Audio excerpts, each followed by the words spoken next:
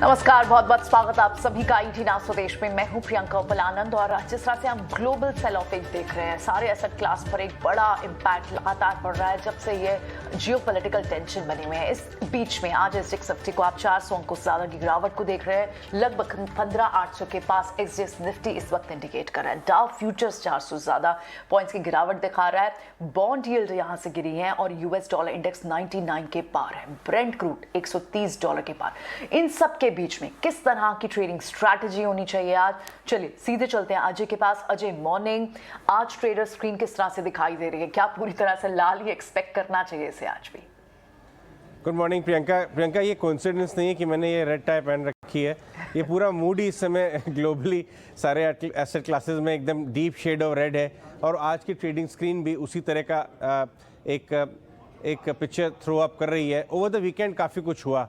एक तो जितनी बातचीत हो रही है कुछ उससे निकल के नहीं आ रहा है और अटैक्स बढ़ते ही चले जा रहे हैं। ग्लोबल सेंटिमेंट बहुत ज़्यादा ख़राब है इस समय और ये परफेक्ट स्टॉर्म जैसी सिचुएशन है। आईएमएफ कह रहा है ग्रोथ इम्पैक्ट होगी। चाइना की ग्रोथ ऑलरेडी बहुत नीचे आई है।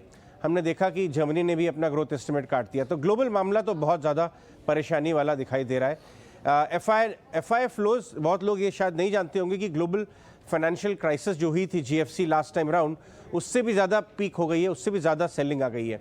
डीआईआई एक लोन स्टैंडिंग मैन है इस समय। आप समझ लीजिए डीआईआई की बाइंग जो कि थैंकफुली अपने एसआईपीज़ के थ्रू है, वो अभी चल रही है। लेकिन ये कब तक चलती है देखने वाली बात है। ज़बरदस्त शॉर्ट बिल्डअप हुआ एफएनओ के में भी। हमने फ्राइडे को देखा। डिम्पी से और इससे और बात करेंगे। और ये मत भूलिए कि ये जो है डिलीवरी बेस्ड सेलिंग बढ़ती चली जा रही है। तो कुल मिला के बहुत इंपॉर्टेंट हफ्ता है ये। कब पिक आउट होता है क्रूड के साथ, यूपी इलेक्शन का भी एक तरह से इस हफ्ते 10 तारीख को पूरा रिजल्ट आएगा, बाजार उसको भी रीड करेगा। तो बहुत सारी चीज़ें इस समय परेशान होने वाली हैं। बट पैनिक करने का मतलब नहीं है। इन्वेस्टर्स को पैनिक तो बिल्कुल नहीं करना चाहिए, तो उनके पोर्टफोलियो लिक्विडेट हो जाते हैं। बट ट्रेडर्स को बहुत सावधान रहना चाहिए। लेकिन वापस जाते हैं और हम एफएनओ में क्या क्यूज आ रहे हैं ये बात करते हैं डिम्पी से। डिम्पी, क्लियरली बहुत ही खतरनाक क्यूज आज सुबह दिखाई दे रहे हैं। फ्राइडे को ही ये फ्रेश शॉर्टिंग शुरू हो गई थी क्या? हाँ, कुछ ऐसे आप समझ सकते हैं, क्योंकि ये 16,400 जिसकी हम लगातार कई दिनों से बातचीत करते हैं, न केवल वहाँ के अंदर उसके अंदर बिकवाली शुरू हुई, बल्कि 16,000 भी बिका और 15,000 के अजय पुट के अंदर काफ़ी अच्छी बाइंग भी हुई है। मैं एक एक करके आंकड़े आपकी स्क्रीन पर रखता हूँ, आप जरा यहाँ पे देखिएगा। एफआईस का जो कैश सेगमेंट है, यहाँ पे आपको 7600 करोड़ रुपये की सेलिंग दिख रही होगी। एफआईस के अंदर डीआईएस की तरफ से बाइंग है। एफआईस की सेलिंग और डीआईएस की बाइंग दोनों को हटा दीजिए। दोनों का मतलब नहीं है, क्योंकि 10,000 करोड़ से कम का आंकड़ा जो भी आ रहा है, बात सेंटिमेंट की ज़्यादा, जो कि आपको ग्लोबल पैरामीटर्स पर ज़्यादा दिख रहा है। जैसे अजय भी आपको बता रहे हैं, आईएनसी इंडेक्स ऑप्शंस पे 1300 करोड़ रुपए की फिर से बिकवाली हुई है। 10,000 करोड़ रुपए की बाइंग के बाद फिर से 1300 करोड़ रुपए की, यानी कि मार्केट के अंदर एक जिसे कहते हैं ना, एक रेगुलरिटी नहीं है, वो फिक्सिंग वो गुम हो रहा है। ये हमने निकाले हैं आंकड़े पिछले 4 तारीख, 3 तारीख, 2 तारीख, 28 तारीख के अंदर कि फ्यूचर्स के अंदर टिपिकली क्या हुआ है और ऑप्शंस के अंदर टिपिकली क्या हुआ है और साथ ही साथ स्टॉक्स के अंदर क्या हुआ है। ये सब के सब आंकड़े आप अपनी स्क्रीन पर देख पा रहे हैं। इसमें 2 चीजें बड़ी इंपॉर्टेंट है नोटिस करने वाली, कि इंडेक्स ऑप्शंस के अंदर और फ्यूचर्स के अंदर ज्यादा सेलिंग नहीं है। ज्यादा सेलिंग टिपिकली कैश के अंदर हो रही है, इसलिए आपको शेयर्स ज़्यादा टूटते दिख रहे होंगे। अगर इंडेक्स को प्रोपोर्शनेट रखोगे शेयर्स के, वो थोड़ा कम दिखेगा। आ जाते हैं एक और इंपॉर्टेंट आंकड़ों पे कि निफ्टी में इस समय की क्या पोजीशंस बन रही है। निफ्टी क्या कह रहा है इस समय? करीब 2.5 लाख शेयरों का ओपन इंटरेस्ट है। ओपन इंटरेस्ट में जो चेंज है 1.35% का है। 16,300 ये वो लेवल था जो कि बचा जाता तो बाजार काम आ जाता, लेकिन ये लेवल आज गैप के साथ टूटेगा। न केवल टूटेगा बल्कि मार्केट को और परेशान भी करेगा। शॉर्ट्स का ट्रेंड अभी भी बरकरार है मार्केट के अंदर। बैंक निफ्टी दिखाता हूं, इसके अंदर आपको ज़्यादा स्थिति नाजुक दिखेगी, क्योंकि इसके अंदर जो बिल्डअप है वो -10% का है और अनवाइंडिंग का प्रेशर है। अनवाइंडिंग से दिक्कत ये होती है कि इसको कवर करना बड़ा भारी होता है और ये 34,590 के नीचे आ जाके ट्रेड करने लगेगा। और आप देखिए 38,000 से बैंक निफ्टी टूटकर 34,000 के भी नीचे आके ट्रेड कर रहा है। अब आते हैं एक और इंपॉर्टेंट पे, वह ट्रेंड क्या कहता है। पिछले 4-5 दिन में क्या बार बार निफ्टी के अंदर अनवाइंडिंग हो रही है, शॉर्ट्स बन रहे हैं। अगर आप बैंक निफ्टी का खाका देख पा रहे हैं तो वहाँ पे आपको 2 बार अनवाइंडिंग दिखेगी, 2 बार शॉर्ट्स दिखेंगे, लेकिन निफ्टी के अंदर कम है। इसलिए पहली अगर कभी आप प्रोबेबिलिटी ढूंढें, कभी पुल बैक ढूंढे भी, तो निफ्टी के अंदर ज़्यादा ढूंढेगा, बैंक निफ्टी के अंदर कम जल्दी ढूंढेगा।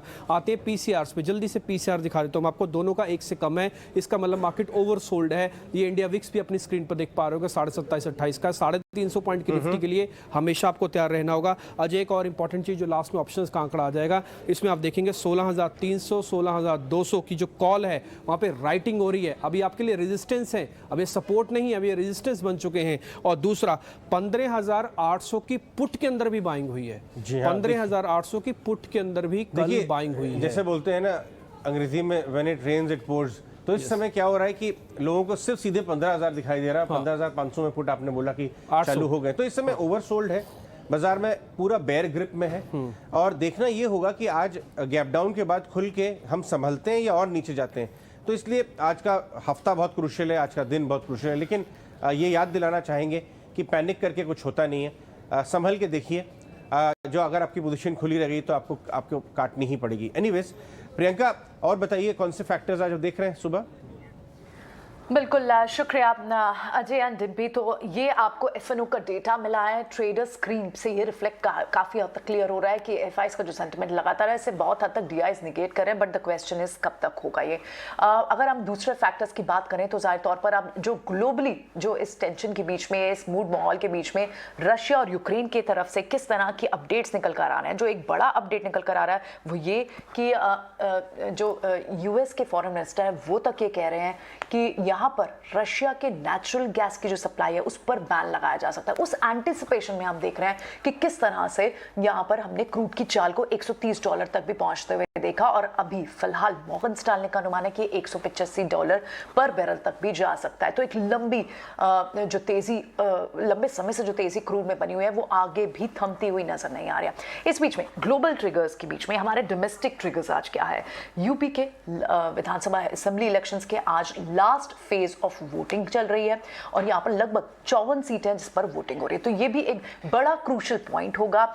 एग्जिट पोल के रिजल्ट्स आने शुरू हो जाएंगे और 10 मार्च तक तो वहां से स्थिति भी साफ हो जाएगी। इनफैक्ट एग्जिट पोल में स्थिति साफ हो जाती है। तो बाजार को ये भी फैक्टर इन करना है कि किस तरह से, तो जब आप स्ट्रैटेजी बनाएंगे तो इस सबको भी आपको फैक्टर इन करना है। चलिए, अब हमारे साथ हमारे एक्सपर्ट्स भी बने हुए हैं। हमारे साथ टेक्निकल एनालिस्ट का पूरा पैनल तैयार है। हमारे साथ राहुल है, प्रशांत, चिराग और नरेश, ये सभी हमारे साथ इस वक्त है। Good morning to all of you. Rahul, सबसे पहले आपसे शुरुआत करते हैं।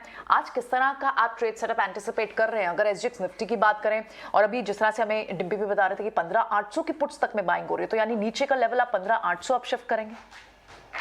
डेफिनेटली देखिए, काफ़ी गंभीर सिचुएशन मार्केट में बनी हुई है and very rightly said by Dimpy as well as Ajay कि देखिए अभी इस पोजीशन पे मार्केट में जो जिस तरीके के ग्लोबल प्रेशर्स के कारण मार्केट की सिचुएशन बन रही है, अभी हाल फिलहाल ये कहना कि कब हम यहाँ से रिकवरी देख पाएंगे ये काफ़ी कठिन है। और जिस तरीके से अब लेवल्स अब सामने आ रहे हैं, डेफिनेटली 15,800 850 ये कुछ एक ऐसे लेवल्स हैं जो कि हमें देखने को मिलेंगे। निफ्टी की अगर बात करूं तो देखिए, वैसे तो एसजीएक्स निफ्टी जिस तरीके से शो कर रहा है कि 300-400 पॉइंट की गिरावट से हम ओपन होंगे, but still 16,000 still remain as a very crucial support point. ये ब्रेक होता है तो नीचे की तरफ 15,850 और 15,740 तक के लेवल्स आपको यहाँ पे देखने को मिलेंगे निफ्टी के अंदर। ऑन दी अपसाइड अगर पॉजिटिविटी हम अगर देखना चाहें तो मुझे लगता है कि 16,200 अब एक रेजिस्टेंस की तरह काम करेगा। 16,330 और 16,400 ये अपसाइड के रेजिस्टेंस लेवल होंगे।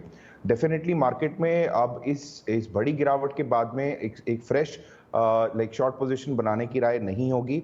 On the long side definitely कुछ ऐसे काउंटर्स हैं जहां पे आप को अच्छे मूवमेंट्स आते हुए दिखेंगे मार्केट के अंदर, तो उन पे आप ध्यान रखें। बट मुझे लगता है कि जितने भी ट्रेडर्स या इन्वेस्टर्स यहाँ पे एक शॉर्ट ड्यूरेशन के लिए अगर ट्रेड्स ढूंढ रहे हैं तो अपने अपने स्टॉप लॉसेस बिल्कुल स्ट्रिक्ट रखें और पोजीशन को थोड़ा सा लाइट रखें, क्योंकि मार्केट में अभी सिचुएशन थोड़ी सी ज़्यादा वॉलेटाइल है और इस वॉलेटिलिटी से बचने के लिए दो ही आपको काम आएंगे कि आप अपनी पोजीशन को थोड़ा लाइट रखें और स्टॉप लॉसेस जो है उनको काफ़ी स्ट्रिक्ट रखें। तो ये रेंज रहेगी राहुल शर्मा की तरफ से। एक बार दूसरे एक्सपर्ट्स का भी व्यू ले लेते हैं। प्रशांत, लास्ट वीक जब आपसे बात हो रही थी 15,800 का लेवल आपने तब कहा था, 15,800 लग रहा है कि आज जिस तरह से एसजीएक्स निफ्टी इंडिकेट कर रहा है, आपकी क्या रीडिंग है आज मार्केट्स पर? प्रियंका, बहुत ही एक्सीलेंट डाउन मूव जिसे कहते हैं काफी दिनों बाद आई, क्योंकि हमेशा ये मार्केट काफी वक्त से अप डाउन चल रहा है। पिछले हफ्ते जब हमने सोमवार को ही बात की थी, हफ्ते की शुरुआत में ही, तब मेरी ये राय थी कि हम 16,700 के नीचे स्ट्रेट जाएंगे 15,850 15,800। अभी 4-5 दिनों में मेरे हिसाब से आज ही वो लेवल दिख जाएगा। ये एक बहुत अहम रेजिस्टेंस है। ये अहम रेजिस्टेंस क्यों है? क्योंकि टेक्निकल में जिससे एक डबल टॉप का नेकलाइन कहा जाता है, वो नेकलाइन यहाँ पे आती है। इसके नीचे अगर हम क्लोज कर देते तो नेक्स्ट लेवल सीधा हो जाएगा हमारे लिए अहम लेवल 15,400।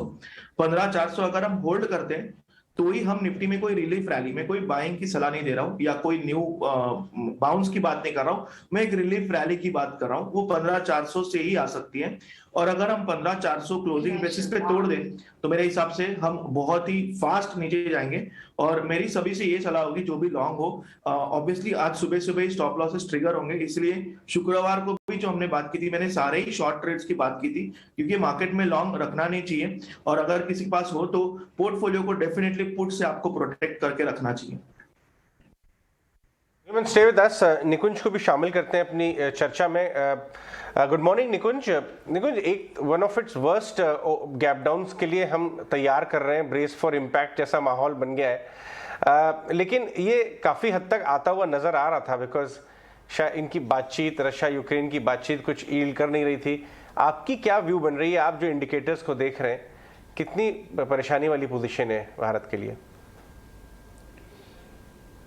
अजय देखिए, ऑयल प्राइसेस एट $130 ये आसान चीज़ तो है नहीं, ये एक प्रकार की बहुत बड़ी प्रॉब्लम है।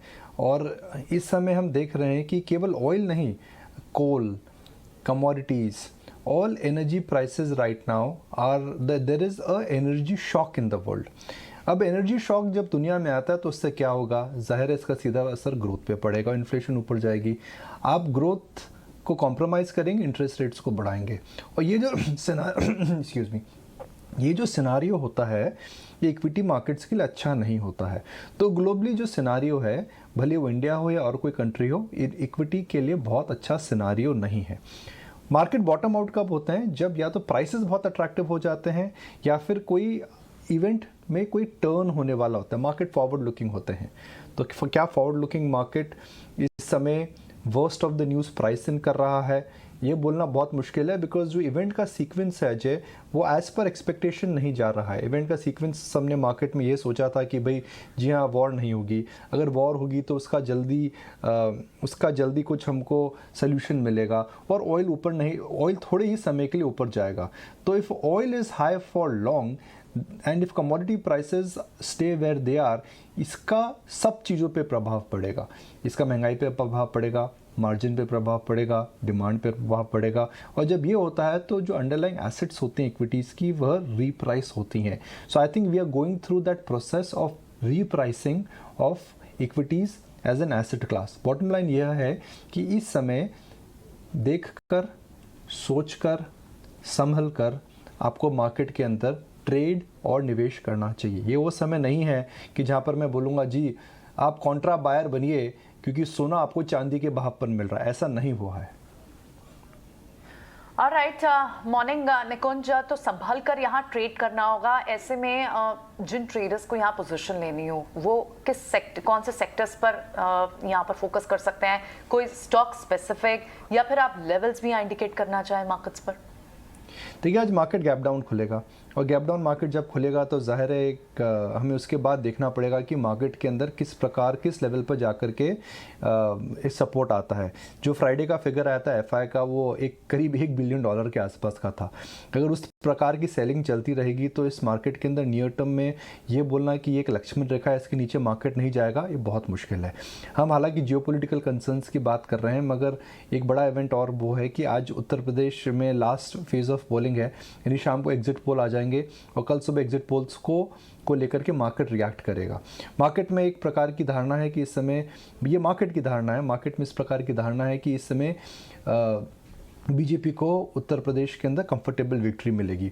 अगर ऐसा होता है तो मार्केट बोलेगा कि भाई ये तो हमें पता था, मगर ऐसा नहीं होता है। कुछ भी अगर इलेक्शन के अंदर चेंजेस अगर आते हैं जो मार्केट एंटिसिपेट नहीं कर रहा था, वह एक मंदी का और कारण हो सकता है। फिर वो उसके बाद आपके पास फेड है, 14-15 तारीख को फेड की मीटिंग है।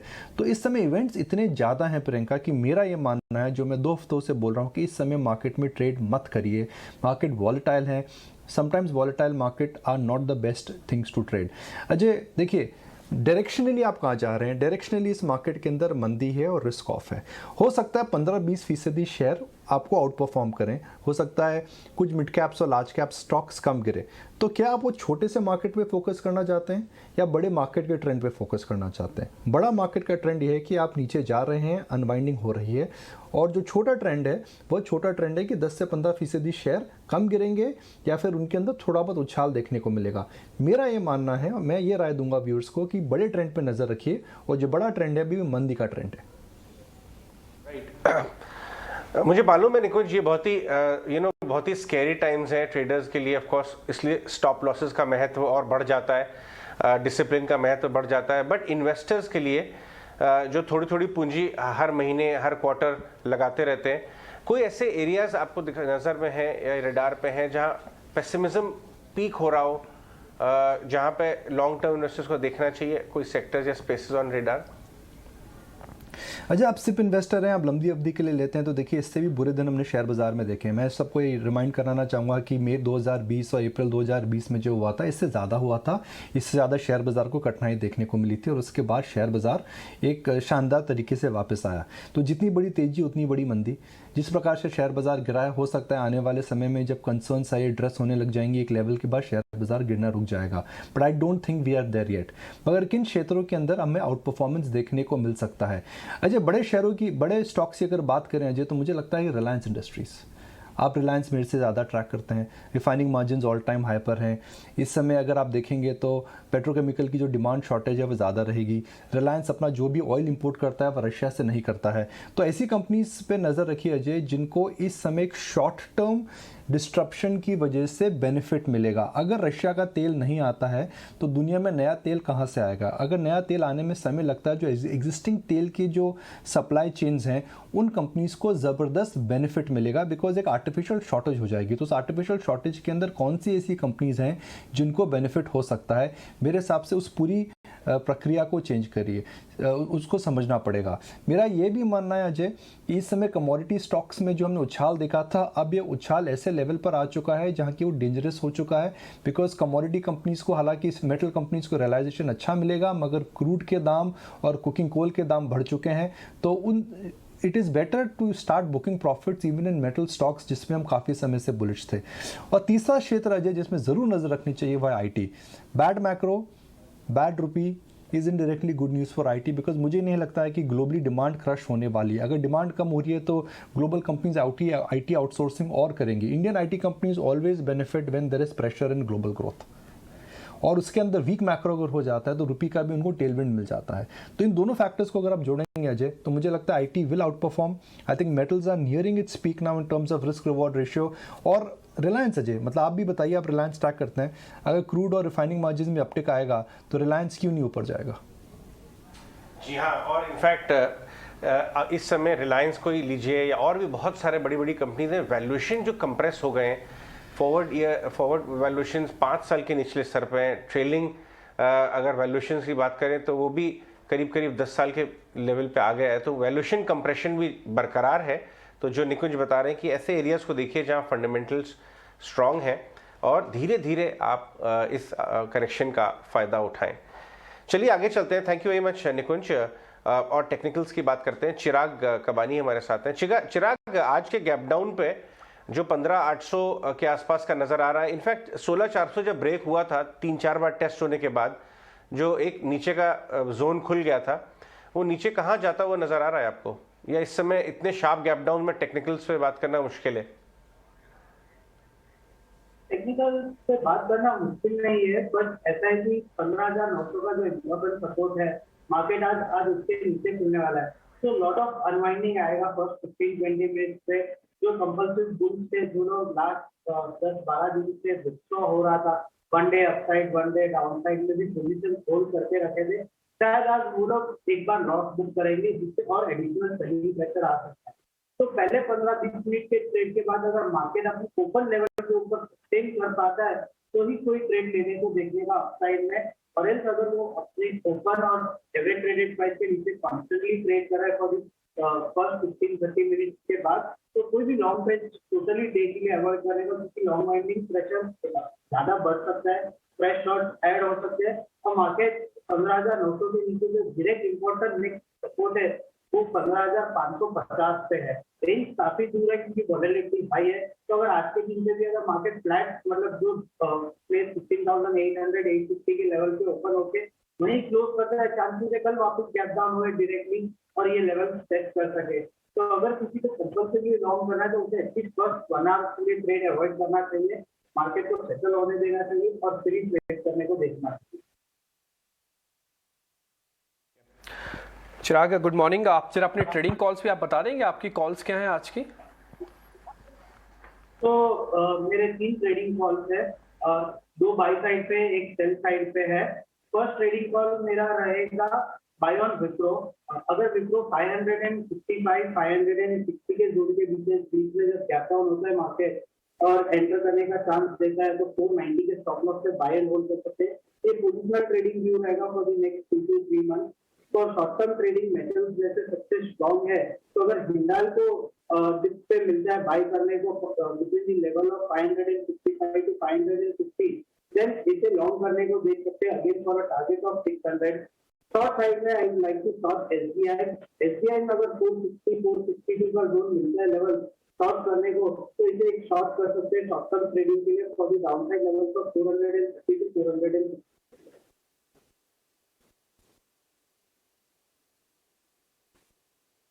ठीक है, तो यहाँ पे ये ट्रेड कुछ बताते हुए चिराग कबानी, इसके अलावा हम एक बार जरा राहुल शर्मा से भी पता कर लेते हैं उनकी आज की ट्रेडिंग कॉल्स क्या। राहुल, अगर आप आज के ट्रेडिंग कॉल्स बता पाए तो। जी बिल्कुल डिम्पी, देखिए बहुत ही हिम्मत करके मैं बाय साइड के कॉल्स शेयर करना की कोशिश कर रहा हूँ। देखिए सबसे पहला सिलेक्शन रहेगा डिम्पी आईटीसी ने इस दौर में भी, जब हमने अभी पिछले हफ्ते भी काफ़ी गिरावट देखी, वहाँ पे उसने काफ़ी अच्छी परफॉर्मेंस दिखाई है। 225 के लेवल्स पे लास्ट क्लोजिंग हमें मिली थी। तो यहाँ से जब आपको अभी गैप डाउन मिलेगा एक हल्का सा, वहाँ पे आप अपनी पोजीशन आईटीसी में बनाएं। टारगेट रहेंगे 234 के और स्टॉप लॉस रहेगा 220 का। देखिए टेक्निकली अगर हम इसको देखेंगे तो ये अपने 200 EMA के ऊपर आके सस्टेन किया है, और जिस तरीके से अभी मार्केट के प्रेशर में आईटीसी ने परफॉर्मेंस दिखाई है, मुझे लगता है कि ये और थोड़ा सा मोमेंटम आपको अपसाइड आता हुआ दिखेगा। अगर मार्केट में निचले स्तर से अगर हमने रिकवरी देखी तो डेफिनेटली ये प्लेयर आपको आगे उभरता हुआ दिखेगा। तो आईटीसी मेरा फर्स्ट सिलेक्शन रहेगा Dimpy. Second, from IT I think Tech Mahindra will do good at the levels of 1453 जहां इसने क्लोजिंग दी है। मुझे लगता है कि यहाँ से आप अगर आप भी अपने को गैप डाउन ओपनिंग मिलती है तो यहाँ पे आप पोजीशन अपनी बना सकते हैं 1430 1435 के आसपास, जहाँ पे हम स्टॉप लॉस रखेंगे 1400 के लेवल पे, जो कि इसका बैठता है 200 EMA। बहुत ही क्रूशियल सपोर्ट पॉइंट है, तो उसको आप बहुत ध्यान रखें। अगर वो ब्रेक होता है तो वहाँ पे गिरावट बढ़ सकती है। ऑन दी अपसाइड मुझे लगता है कि हम इसमें 1500 के लेवल्स आते हुए देखेंगे टेक महिंद्रा के अंदर। तो ये मेरा सेकंड सिलेक्शन रहेगा।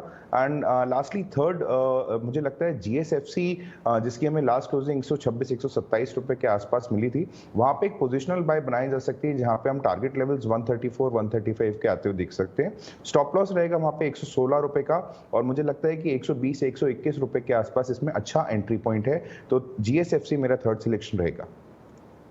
ऑलराइट, तो ये सारी कॉल्स रहेंगी राहुल शर्मा की। आप टारगेट और स्टॉप लॉस ध्यान रखें। बाय कॉल्स के साथ आज राहुल अपनी ट्रेडिंग स्ट्रैटेजी को डिवाइस कर रहे हैं। हमारे साथ नरेश मीरानी भी हैं। तो नरेश, मॉर्निंग, आप आज किस तरह से प्ले आउट करेंगे अपनी स्ट्रैटेजी, और क्या पिक्स होंगी आपकी आज की?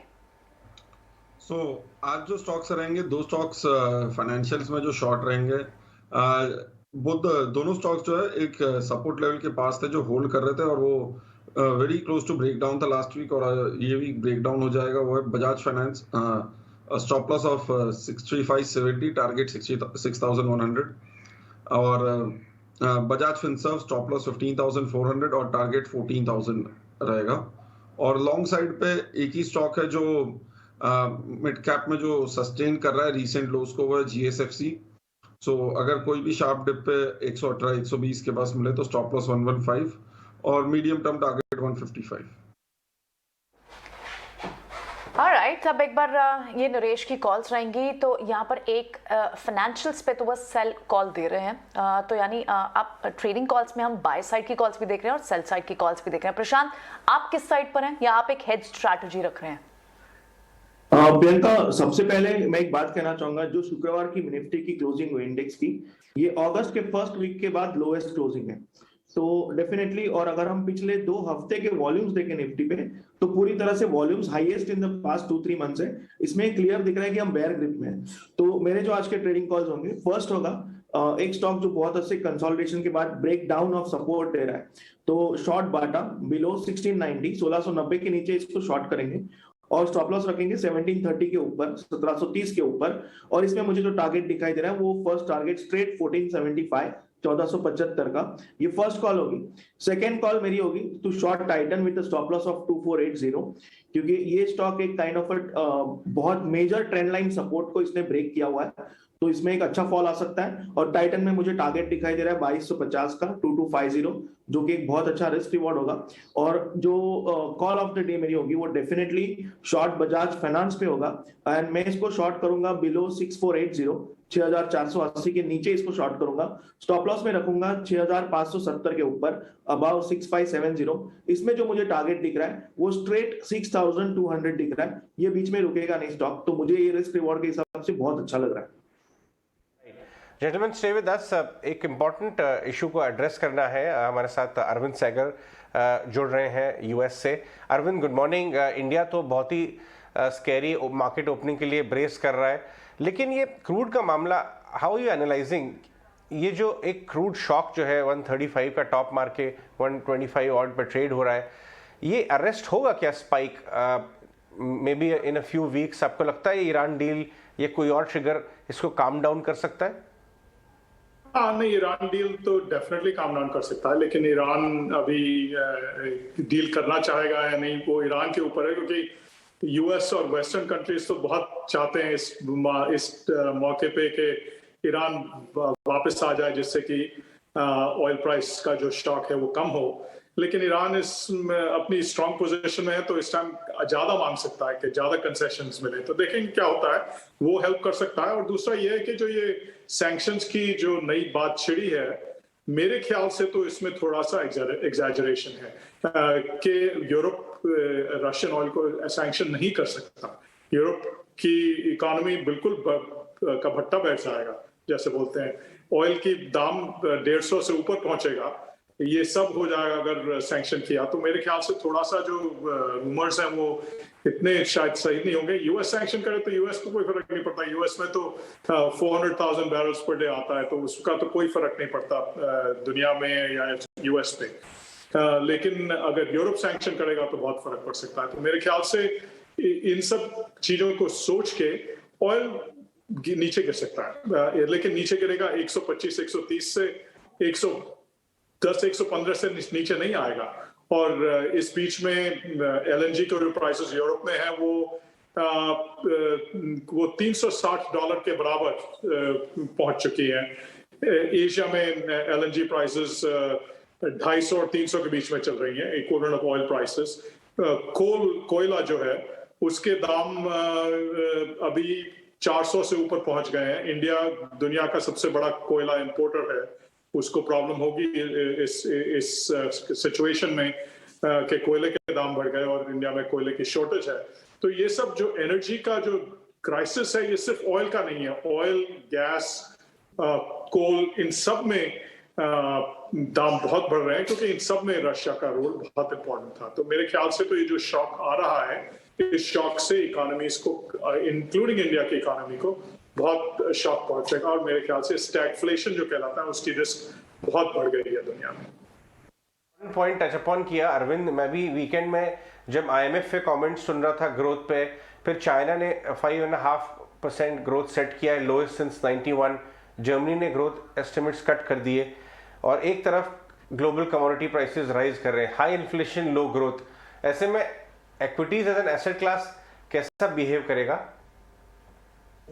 मेरे ख्याल से तो इक्विटीज में भी डिफरेंशिएशन आएगा। अगर आप देखें तो जो सेक्टर्स इस एनवायरनमेंट में पैसा कमा सकते हैं, कमोडिटी सेक्टर्स, उनमें तो मार्केट्स अच्छा कर सकते हैं। लेकिन जो इन्फ्लेशन से जो भी कंपनी जिनकी की प्राइसिंग पावर नहीं रहेगी, क्योंकि डिमांड में भी शॉक आएगा और मार्जिन्स में भी शॉक आएगा, तो कंज्यूमर प्रोडक्ट्स हुए और भी कोई डिस्क्रेशनरी जो परचेज आइटम्स हुए, उसमें डेफिनेटली नेगेटिव इफेक्ट आएगा।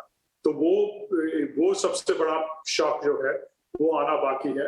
और उसके कारण मेरे ख्याल से कि ओवरऑल मार्केट में इन्फ्लेशन में और जहां तक हमारे फॉरेन इन्वेस्टर का सवाल है, इंडियन रुपी में भी बहुत रिस्क है। वो मुझे काफी टाइम से लग रहा है कि इन्फ्लेशन और रुपी का रिस्क दोनों जुड़वा है और दोनों का जो रिस्क है वो काफी बढ़ गया है। तो मैं ऐसी कंपनीज को रेकमेंड करूंगा इस मार्केट में जहां पे कि रुपी से भी जिनको रिस्क कम हो, जैसे कि एक्सपोर्ट ओरिएंटेड हो या कमोडिटी ओरिएंटेड हो, और जो डोमेस्टिक ग्रोथ ओरिएंटेड है उसमें सबसे ज्यादा रिस्क है इस टाइम।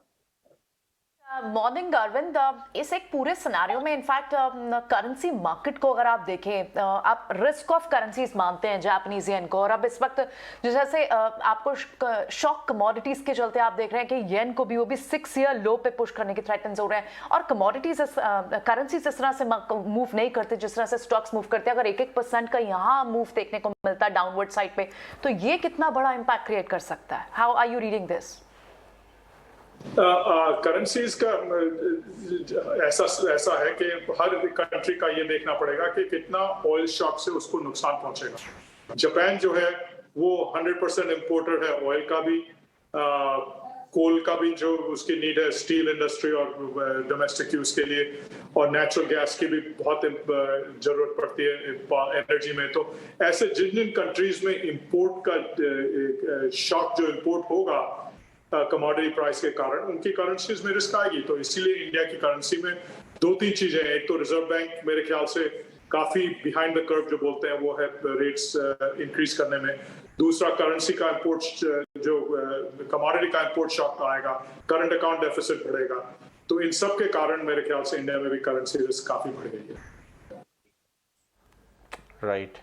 कहीं ऐसी जगह आपको पीक ऑफ पेसिमिज्म जहां पे नजर आ रहा हो, रिफाइनिंग स्टॉक्स, गैस स्टॉक्स जो 50% टॉप से नीचे आ गए, एकदम ही लॉन्ग टर्म अगर व्यू लेना हो तो ऐसे कोई एरियाज हैं क्या, रिलायंस फॉर दैट मैटर?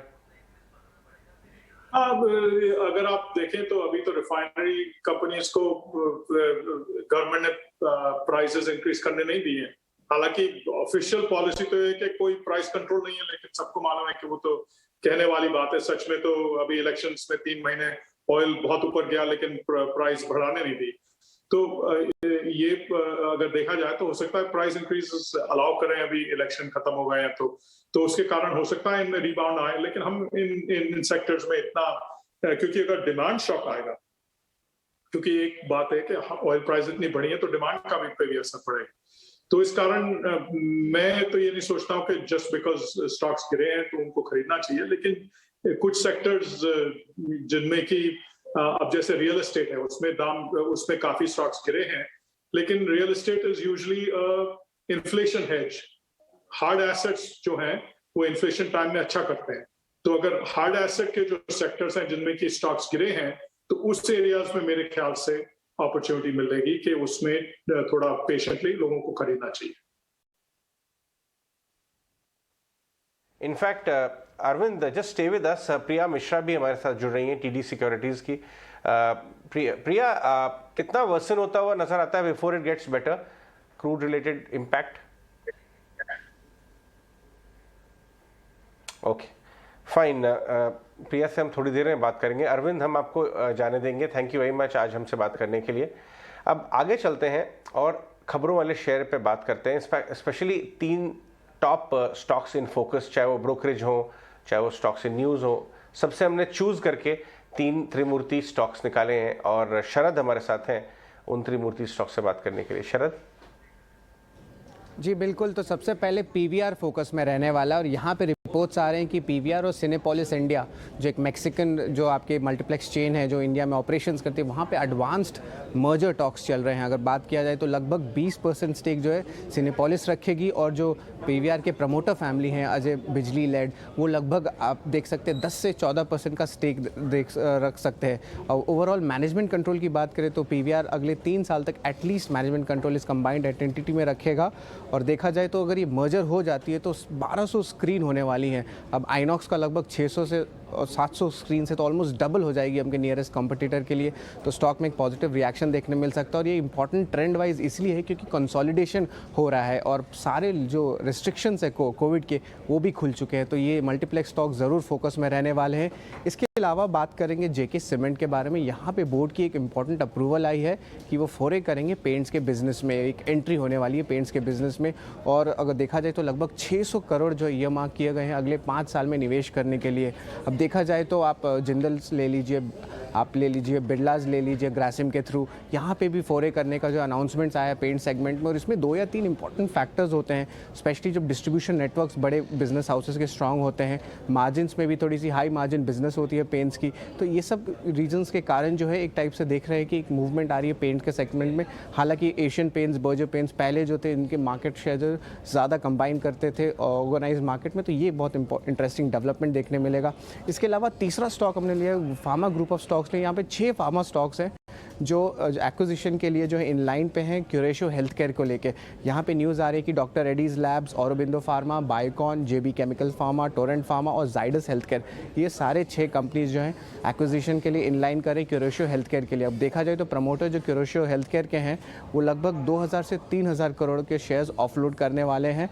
और देखा जाए तो ये स्किन केयर प्रोडक्ट्स में है और एक हाई मार्जिन बिजनेस है स्किन केयर प्रोडक्ट्स का। तो ओवरऑल देखा जाए तो बहुत इंटरेस्टिंग डेवलपमेंट फार्मा स्पेस में देखने मिली, क्योंकि आप जानते हैं कि लोअर मार्जिन्स का जो प्रेशर देखने मिला है पिछले 5 या 6 क्वार्टर्स में, अब जो है ये कंपनीज कोशिश कर रहे हैं कि हाई मार्जिन बिजनेस जैसे स्किन केयर हुआ, एस्थेटिक्स हुआ, उसमें जाने के लिए। तो ये 3 इंपॉर्टेंट ट्रेंड्स जो है हमने पिकअप किए आज। Thanks very much for that Sharad. Priya Mishra भी हमारे साथ हैं। Priya, good morning. ये तो ऐसा लग रहा है कि पूरा मार्केट, ग्लोबल मार्केट एक बेयर ग्रिप में आ गया है, लेकिन आपको ये पूरा मैटर कब तक इम्प्रूव होता हुआ नज़र आता है? बिफोर इट्स गेट बेटर, आपको लगता है यहाँ से चीज़ें और वर्सन हो सकती हैं? आई थिंक अभी कॉन्फ्लिक्ट में हमारे ख्याल से तो थोड़ा वर्स होगा, क्योंकि I think Russia is not stepping back. In fact, humanitarian जो बात चल रही थी वो भी बंद हो गई है। मतलब I think अभी शायद एक आध और दिन या एक आध और हफ्ते I think पहले वर्स होगा। तो अभी तो सब फोकस वॉर पे ही है। एक बार वहाँ कुछ स्टेबिलिटी होगी, उसके बाद आई थिंक फेड हाइक पे फोकस आएगा। उसमें तो हमारे ख्याल से 25 बेसिस पॉइंट हाइक तो फेड रेज करेंगे रेट्स, लेकिन 50 बेसिस पॉइंट्स नहीं और ग्रेजुअल रेट राइज होगा। तो एक बार थोड़ा यूक्रेन रशिया का एटलीस्ट थोड़ी स्टेबिलिटी आए, आई थिंक उसके बाद इट शुड गेट बेटर। लेकिन अभी अनसर्टनिटी बहुत हाई है, स्पेशली ऑयल प्राइसेस के लिए।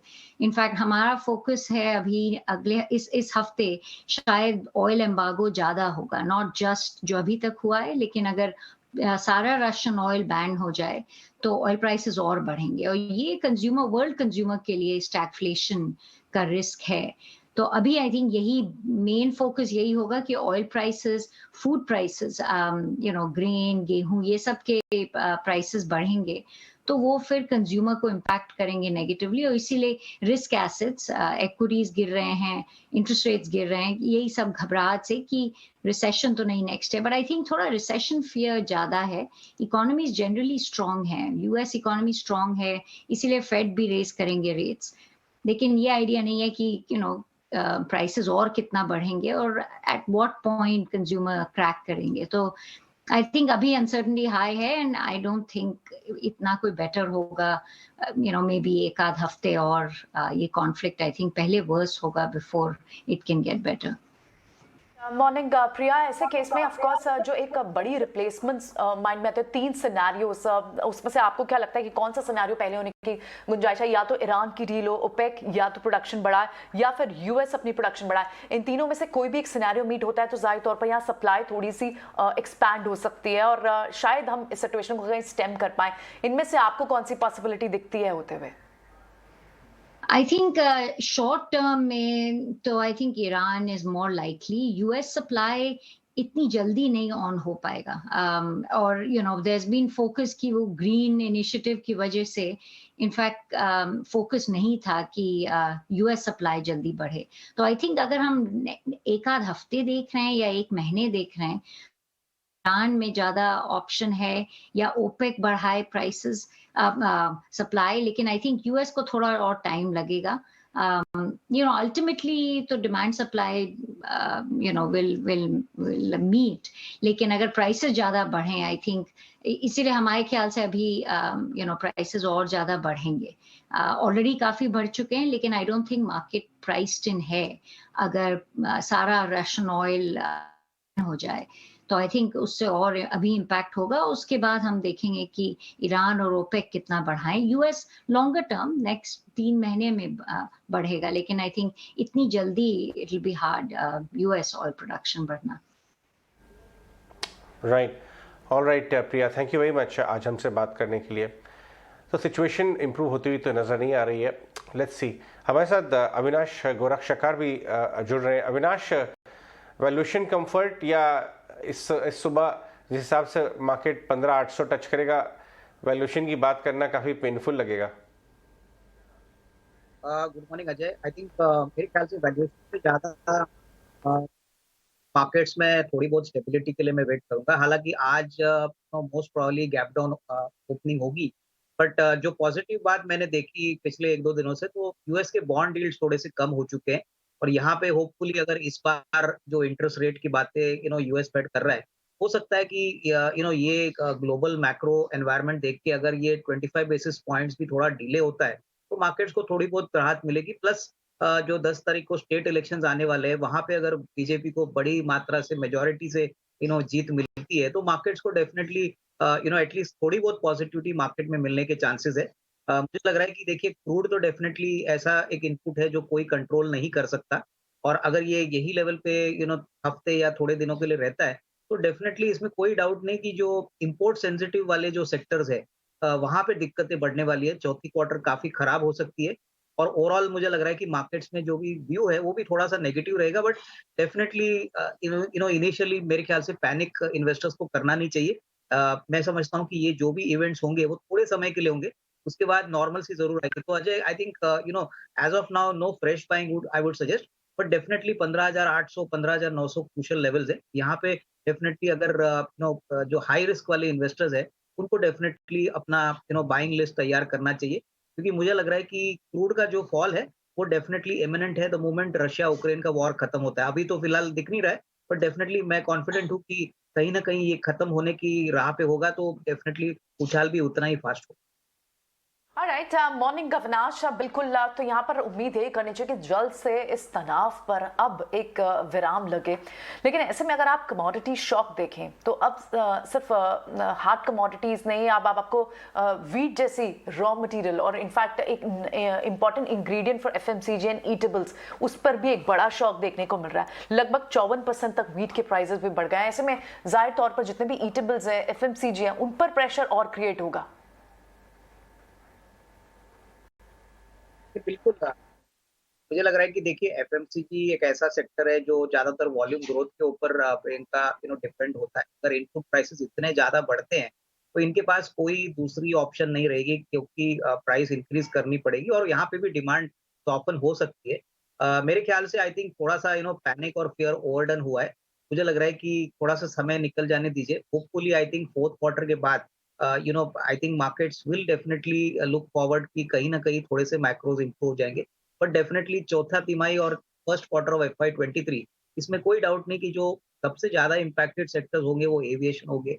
टिपिकली ऑयल मार्केटिंग कंपनीज हो सकती है, ऑटोज, ऑब्वियसली कार्बन ब्लैक, ये सारे जो डायरेक्टली क्रूड से रिलेटेड है, यहाँ पे आपको दिक्कतें ज्यादा देखने को मिलेगी. तो I think now it's a great time to buy good businesses at good valuations. But थोड़ा सा समय और पेशेंस इन्वेस्टर्स को जरूर रखना चाहिए, क्योंकि मार्च 20 में भी जब कोविड हुआ था तभी हमने यही पैनिक देखा था. वैल्यूएशंस और स्टॉक प्राइसेस बहुत नीचे गए थे. लोगों को लग रहा था कि मार्केट्स में कभी उछाल आएगा नहीं, बट डेफिनेटली उसके विपरीत अगले 2 साल बहुत अच्छे. तो I would say that you have to keep patience and please do not panic. यहाँ पर थोड़ा पेशेंस रखना होगा और पैनिक नहीं करने की यहाँ हिदायत रहेगी.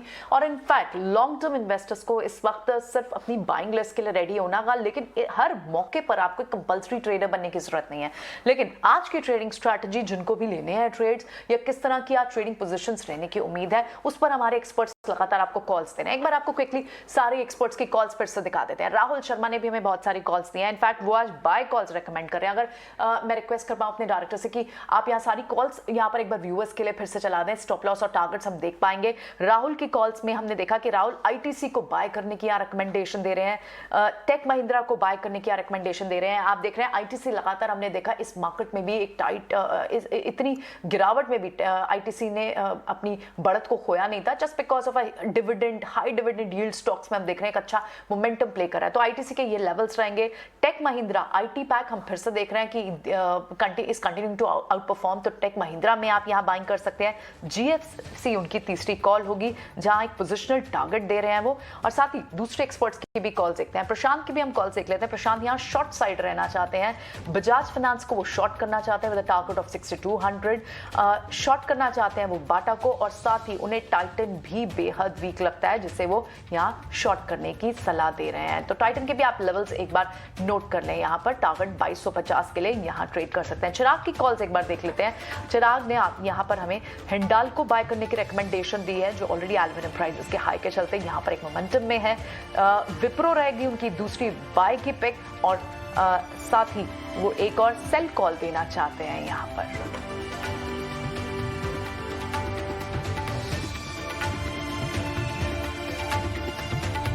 बजाज फाइनेंस और बजाज फिनसर्व को यहां सेल करने की सलाह दी है। तो ऐसे मार्केट में जब हमें दिख रहा है लगातार बैंक निफ्टी पर दबाव पड़ सकता है, बैंकिंग और फाइनेंशियल्स को यहां जब अगर शॉर्ट करने की सलाह है, प्रशांत बैंक निफ्टी पर कितना डेंट दिखता है?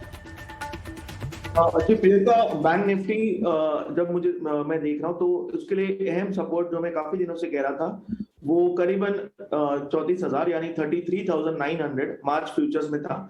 हम अगर इसके नीचे खुल जाते हैं तो हम स्ट्रेट नोज डाइव करेंगे जिसे कहते हैं 33,400 के करीब, जो कि यहाँ से ऑलमोस्ट 34,000 के 600-700 पॉइंट नीचे, और ये लेवल होल्ड करता है या नहीं अगर हम इसके नीचे क्लोज करें तो मुझे बिल्कुल भी हैरानी नहीं होगी अगर बैंक निफ्टी हमें बहुत जल्द करीबन 32,000 से 31,500 की रेंज में भी दिख जाए अगले 3 से 4 दिनों में ही। तो ये जो लेवल होगा यानी हम पकड़ के चलेंगे 33,000 से लेके 33,300, ये मार्च फ्यूचर्स में बहुत अहम लेवल है। इसके नीचे क्लोज हो जाए हमें तुरंत 1 से 1,500 पॉइंट नीचे मिल सकते हैं। ऑलराइट प्रशांत, आपकी कॉल ऑफ द डे क्या होगी आज की? जी प्रियंका, मेरी कॉल ऑफ द डे होगी टू शॉर्ट बजाज फाइनेंस, जो कि मैंने कहा बिलो 6480, और स्टॉप लॉस होगा 6,570 के ऊपर, 6,570 के ऊपर। टारगेट में इसमें स्ट्रेट देख रहा हूँ 6,200 का।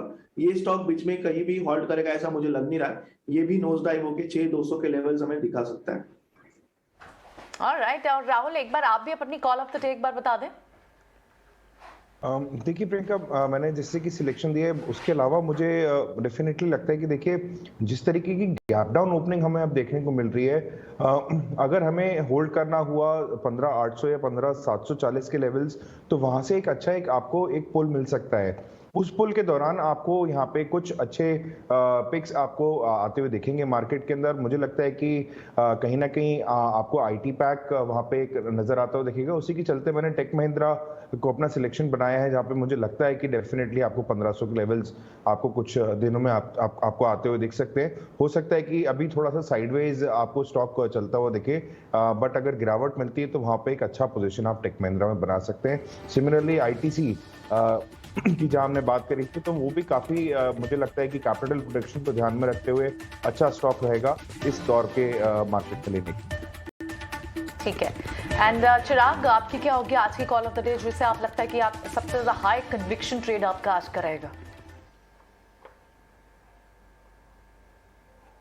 रीजन है कि कभी कभार कोई पोजीशन ना होनी थी वो एक बड़ी पोजीशन होती है मार्केट में। तो ऐसे वोलेटाइल मार्केट में जब इतना बड़ा गैप डाउन होने वाला है तो एटलीस्ट 15-20 मिनट मार्केट को सेटल होने के लिए वेट करना चाहिए एंड देन ही डिसाइड करना चाहिए कि कौन सा ट्रेड करना है।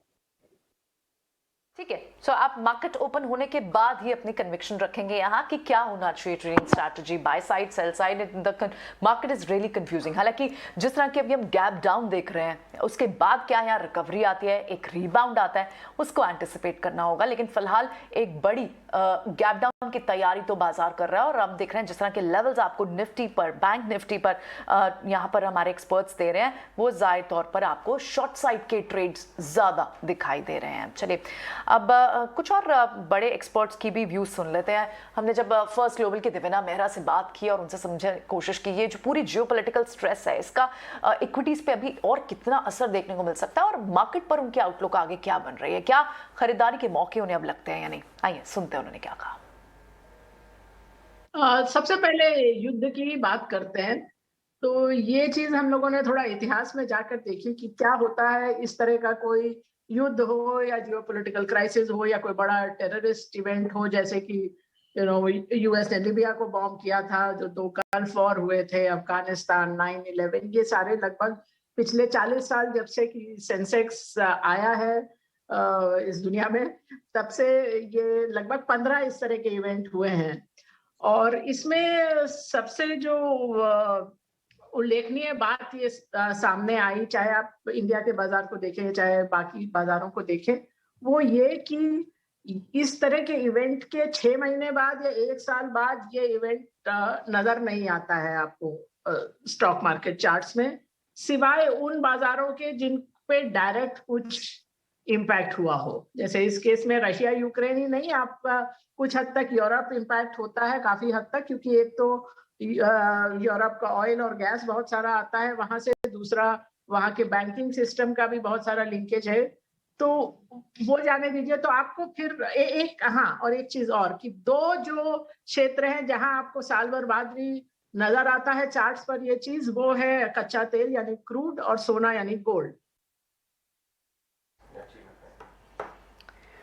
ऑलराइट, तो हम देख रहे हैं कि जिस तरह से पूरे स्ट्रेस के सिचुएशन है, ऐसे में आपको संभल कर ही चलना होगा। अब आप देखें, अगर कमोडिटी स्पाइक को ही देखें तो अब तक जो हमने देखा है कि शॉक जो है वो सिर्फ इक्विटीज़ पे नहीं, आपको कमोडिटीज़ पे डायरेक्टली और उसी का इम्पैक्ट एक स्टॉक कमोडिटीज़ रिलेटेड स्टॉक्स पे भी देखने को मिल रहा है। वीट आपको लगभग 54% तक अब तक बढ़ते हुए देख चुके हैं और इनफैक्ट आप यही सिनेरियो आपको एल्यूमिनियम आपको दिखेगा, जो LME पर लंदन मेटल स्टॉक एक्सचेंज पर वहाँ प्राइसेस बढ़े हुए, जिसके कारण पूरे एल्यूमिनियम रिलेटेड स्टॉक्स जो है वो इम्पैक्टेड है। हालांकि इंडिया में जो बेनिफिशियरी स्टॉक्स हैं जैसे हिंडाल्को, नाल्को, वेदांता, इनमें जरूर एक सर्ज हो, लेकिन आप आयरन ओर को देखें, आप कॉपर, निकल, सिल्वर, इन सब में एक अच्छी खासी तेजी है, ना ही सिर्फ क्रूड। तो ये जो कमोडिटीज का डायरेक्ट लिंक है, इसके चलते हम देख रहे हैं कि मार्केट्स पर उन पर्टिकुलर सेक्टर और पॉकेट्स पर भी पड़ता है। एक बार समझ लेते हैं आज कौन सी और कॉल्स हैं जो यहाँ आइडेंटिफाई करनी चाहिए। अब क्योंकि हम देख रहे हैं यूपी इलेक्शंस का भी असर पड़ेगा। अविनाश, आप किस तरह से देख रहे हैं, क्या मार्केट ने फैक्टर इन कर लिया है? यूपी एक बड़ी असेंबली इलेक्शंस है और यूनियन इलेक्शंस भी बहुत ज्यादा इंपैक्ट होते हैं इससे। एग्जिट पोल आज शाम से शुरू हो जाएंगे। आपको क्या लग रहा है, बाजार कल इस पर रिएक्ट करना शुरू होगा या फिर काफी हद तक मार्केट ने इसे रिएक्ट कर लिया? क्योंकि एक एंटिसिपेशन, एक व्यू ये भी निकल कर आ रहा है कि यहां पर बीजेपी की सीट्स को डेंट पड़ सकता है एसपी की तरफ से। What is your view on that?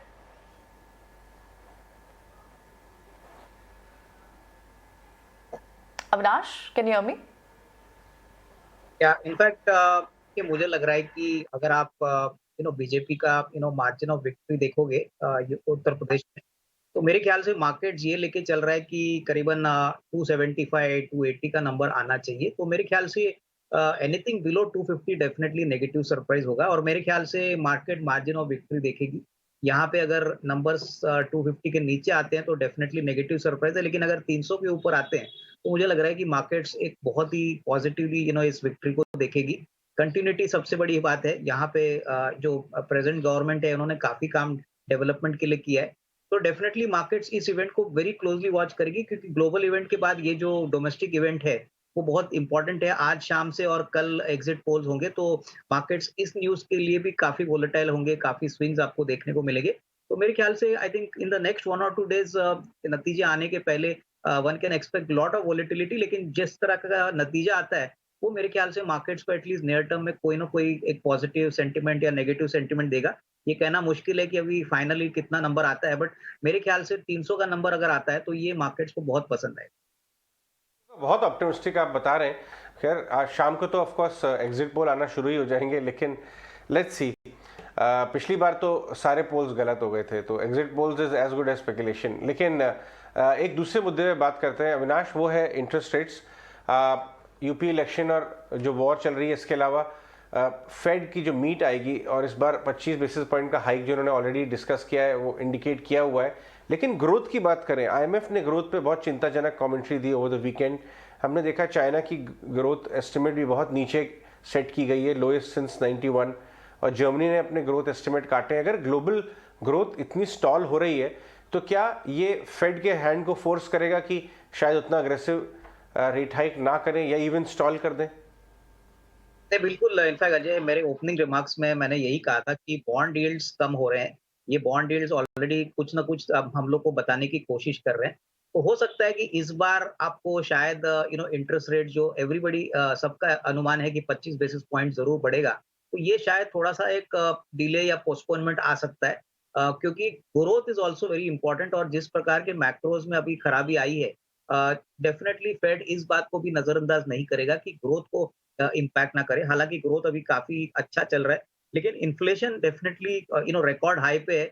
Already commodities की जो प्राइसेस है वो काफी बढ़ चुकी है। तो इन्फ्लेशन मैनेजमेंट एंड ग्रोथ, ये दोनों को बैलेंस व्यू लेके कहीं ना कहीं डिसीजन फेड लेगी। But definitely chances are, at least 50% chances है कि इस बार इंटरेस्ट रेट्स नहीं बढ़ेगी फेड से। और ये डेफिनेटली शॉर्ट टर्म में एक एक टेम्पररी काइंड ऑफ बूस्टर रहेगा मार्केट के लिए, क्योंकि ग्रोथ को डेफिनेटली बढ़ावा देना काफी इंपॉर्टेंट है। I think in India also April की जो आरबीआई पॉलिसी आएगी वो भी मेरे ख्याल से क्लोजली इन्फ्लेशन और ग्रोथ, ये दोनों पॉइंटर्स को देख के ही इंटरेस्ट रेट्स बढ़ाने की बात में सोच सकती है।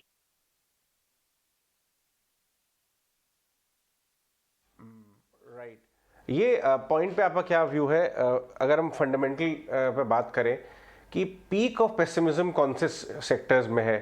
जो कमोडिटी यूजर्स हैं, एशियन पेंट वैरायटी जहां कंप्रेशन हो रहा है, या फिर आपके गैस और रिफाइनिंग कंपनीज हैं जहां पे बहुत ज़बरदस्त प्रेशर है रिफाइनिंग के ऊपर, गैस प्राइस बढ़ा नहीं पा रहे हैं, वो भी 50% नीचे। क्या ये पीक ऑफ पेसिमिज्म वाले एरियाज़ को आप देखेंगे क्या यहाँ से अगर और गिरता है बाजार तो पोर्टफोलियो में ऐड करने के लिए?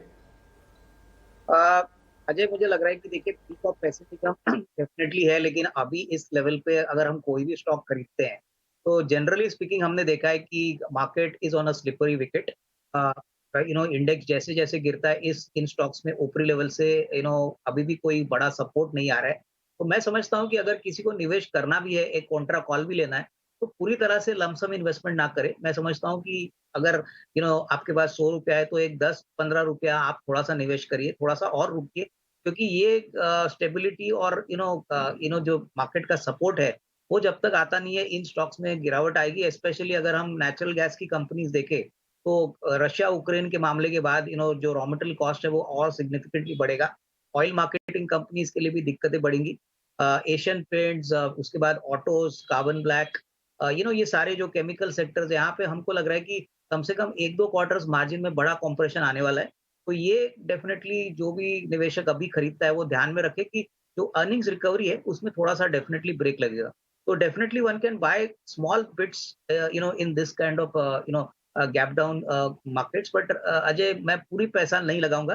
मेरे ख्याल से यहाँ पे थोड़ा सा स्टैगर्ड वे में अगर आप पैसा डालोगे तो डेफिनेटली जब बाउंस आएगा तब आपको काफी फायदा होगा। ऑलराइट, ठीक है। सो आपसे कुछ देर में मार्केट ओपनिंग वो भी देखेंगे, लेकिन फिलहाल एसजीएक्स निफ्टी जहां जिन लेवल्स पर पहले था उन्हीं लेवल्स पर आप देख रहे हैं 400 पॉइंट्स के आसपास। कुछ और स्टॉक्स पर राय ले लेते हैं। राहुल, इन्फो एज को हम देख रहे हैं लगातार वहां कई सारी एक्सपेंशन हो रही हैं। अब उन्होंने एक ऐप में भी लगभग 76% हिस्सेदारी खरीदी है। इन्फो एज के चार्ट सेटअप कैसा दिख रहा है? क्योंकि हमने देखा कि जो पहले एक वीकनेस जरूर देखी थी इंटरनेट स्टॉक्स में, लेकिन अभी हाल की जो गिरावट में इन्फो एज इतना पार्टिसिपेट नहीं कर रहा। कैसा दिख रहा है चार्ट इसका?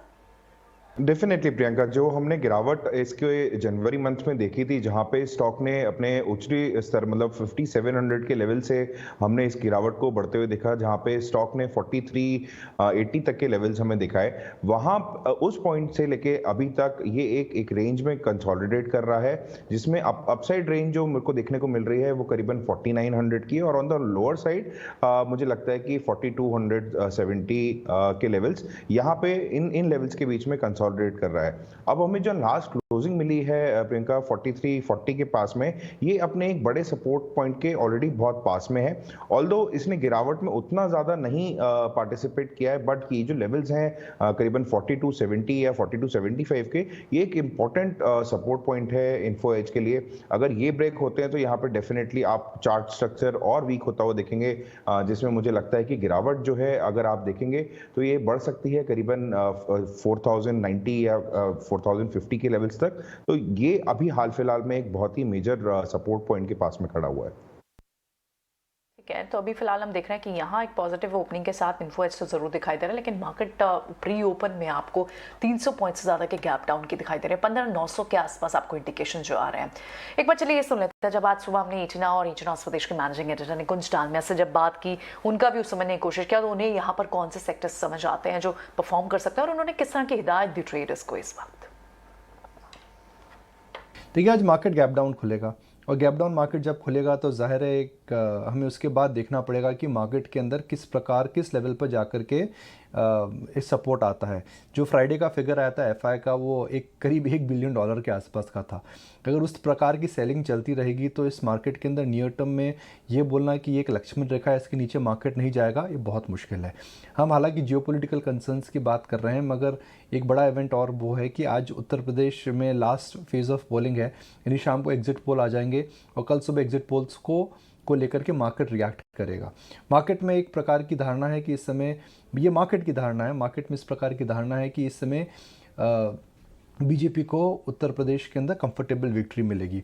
अगर ऐसा होता है तो मार्केट बोलेगा कि भाई ये तो हमें पता था, मगर ऐसा नहीं होता है। कुछ भी अगर इलेक्शन के अंदर चेंजेस अगर आते हैं जो मार्केट एंटिसिपेट नहीं कर रहा था, वह एक मंदी का और कारण हो सकता है। फिर वो उसके बाद आपके पास फेड है, 14-15 तारीख को फेड की मीटिंग है। तो इस समय इवेंट्स इतने ज़्यादा हैं प्रियंका कि मेरा ये मानना है, जो मैं 2 हफ्तों से बोल रहा हूँ, कि इस समय मार्केट में ट्रेड मत करिए। मार्केट वॉलेटाइल है, sometimes volatile market are not the best things to trade. Ajay देखिए, डायरेक्शनली आप कहाँ जा रहे हैं? डायरेक्शनली इस मार्केट के अंदर मंदी है और रिस्क ऑफ है। हो सकता है 15-20% शेयर आपको आउट परफॉर्म करें, हो सकता है कुछ मिड कैप्स और लार्ज कैप स्टॉक्स कम गिरे। तो क्या आप वो छोटे से मार्केट पे फोकस करना चाहते हैं या बड़े मार्केट के ट्रेंड पे फोकस करना चाहते हैं? बड़ा मार्केट का ट्रेंड ये है कि आप नीचे जा रहे हैं, अनवाइंडिंग हो रही है, और जो छोटा ट्रेंड है वो छोटा ट्रेंड है कि 10 से 15% शेयर कम गिरेंगे या फिर उनके अंदर थोड़ा बहुत उछाल देखने को मिलेगा। मेरा ये मानना है और मैं ये राय दूंगा व्यूअर्स को कि बड़े ट्रेंड पे नज़र रखिए, और जो बड़ा ट्रेंड है अभी मंदी का ट्रेंड है।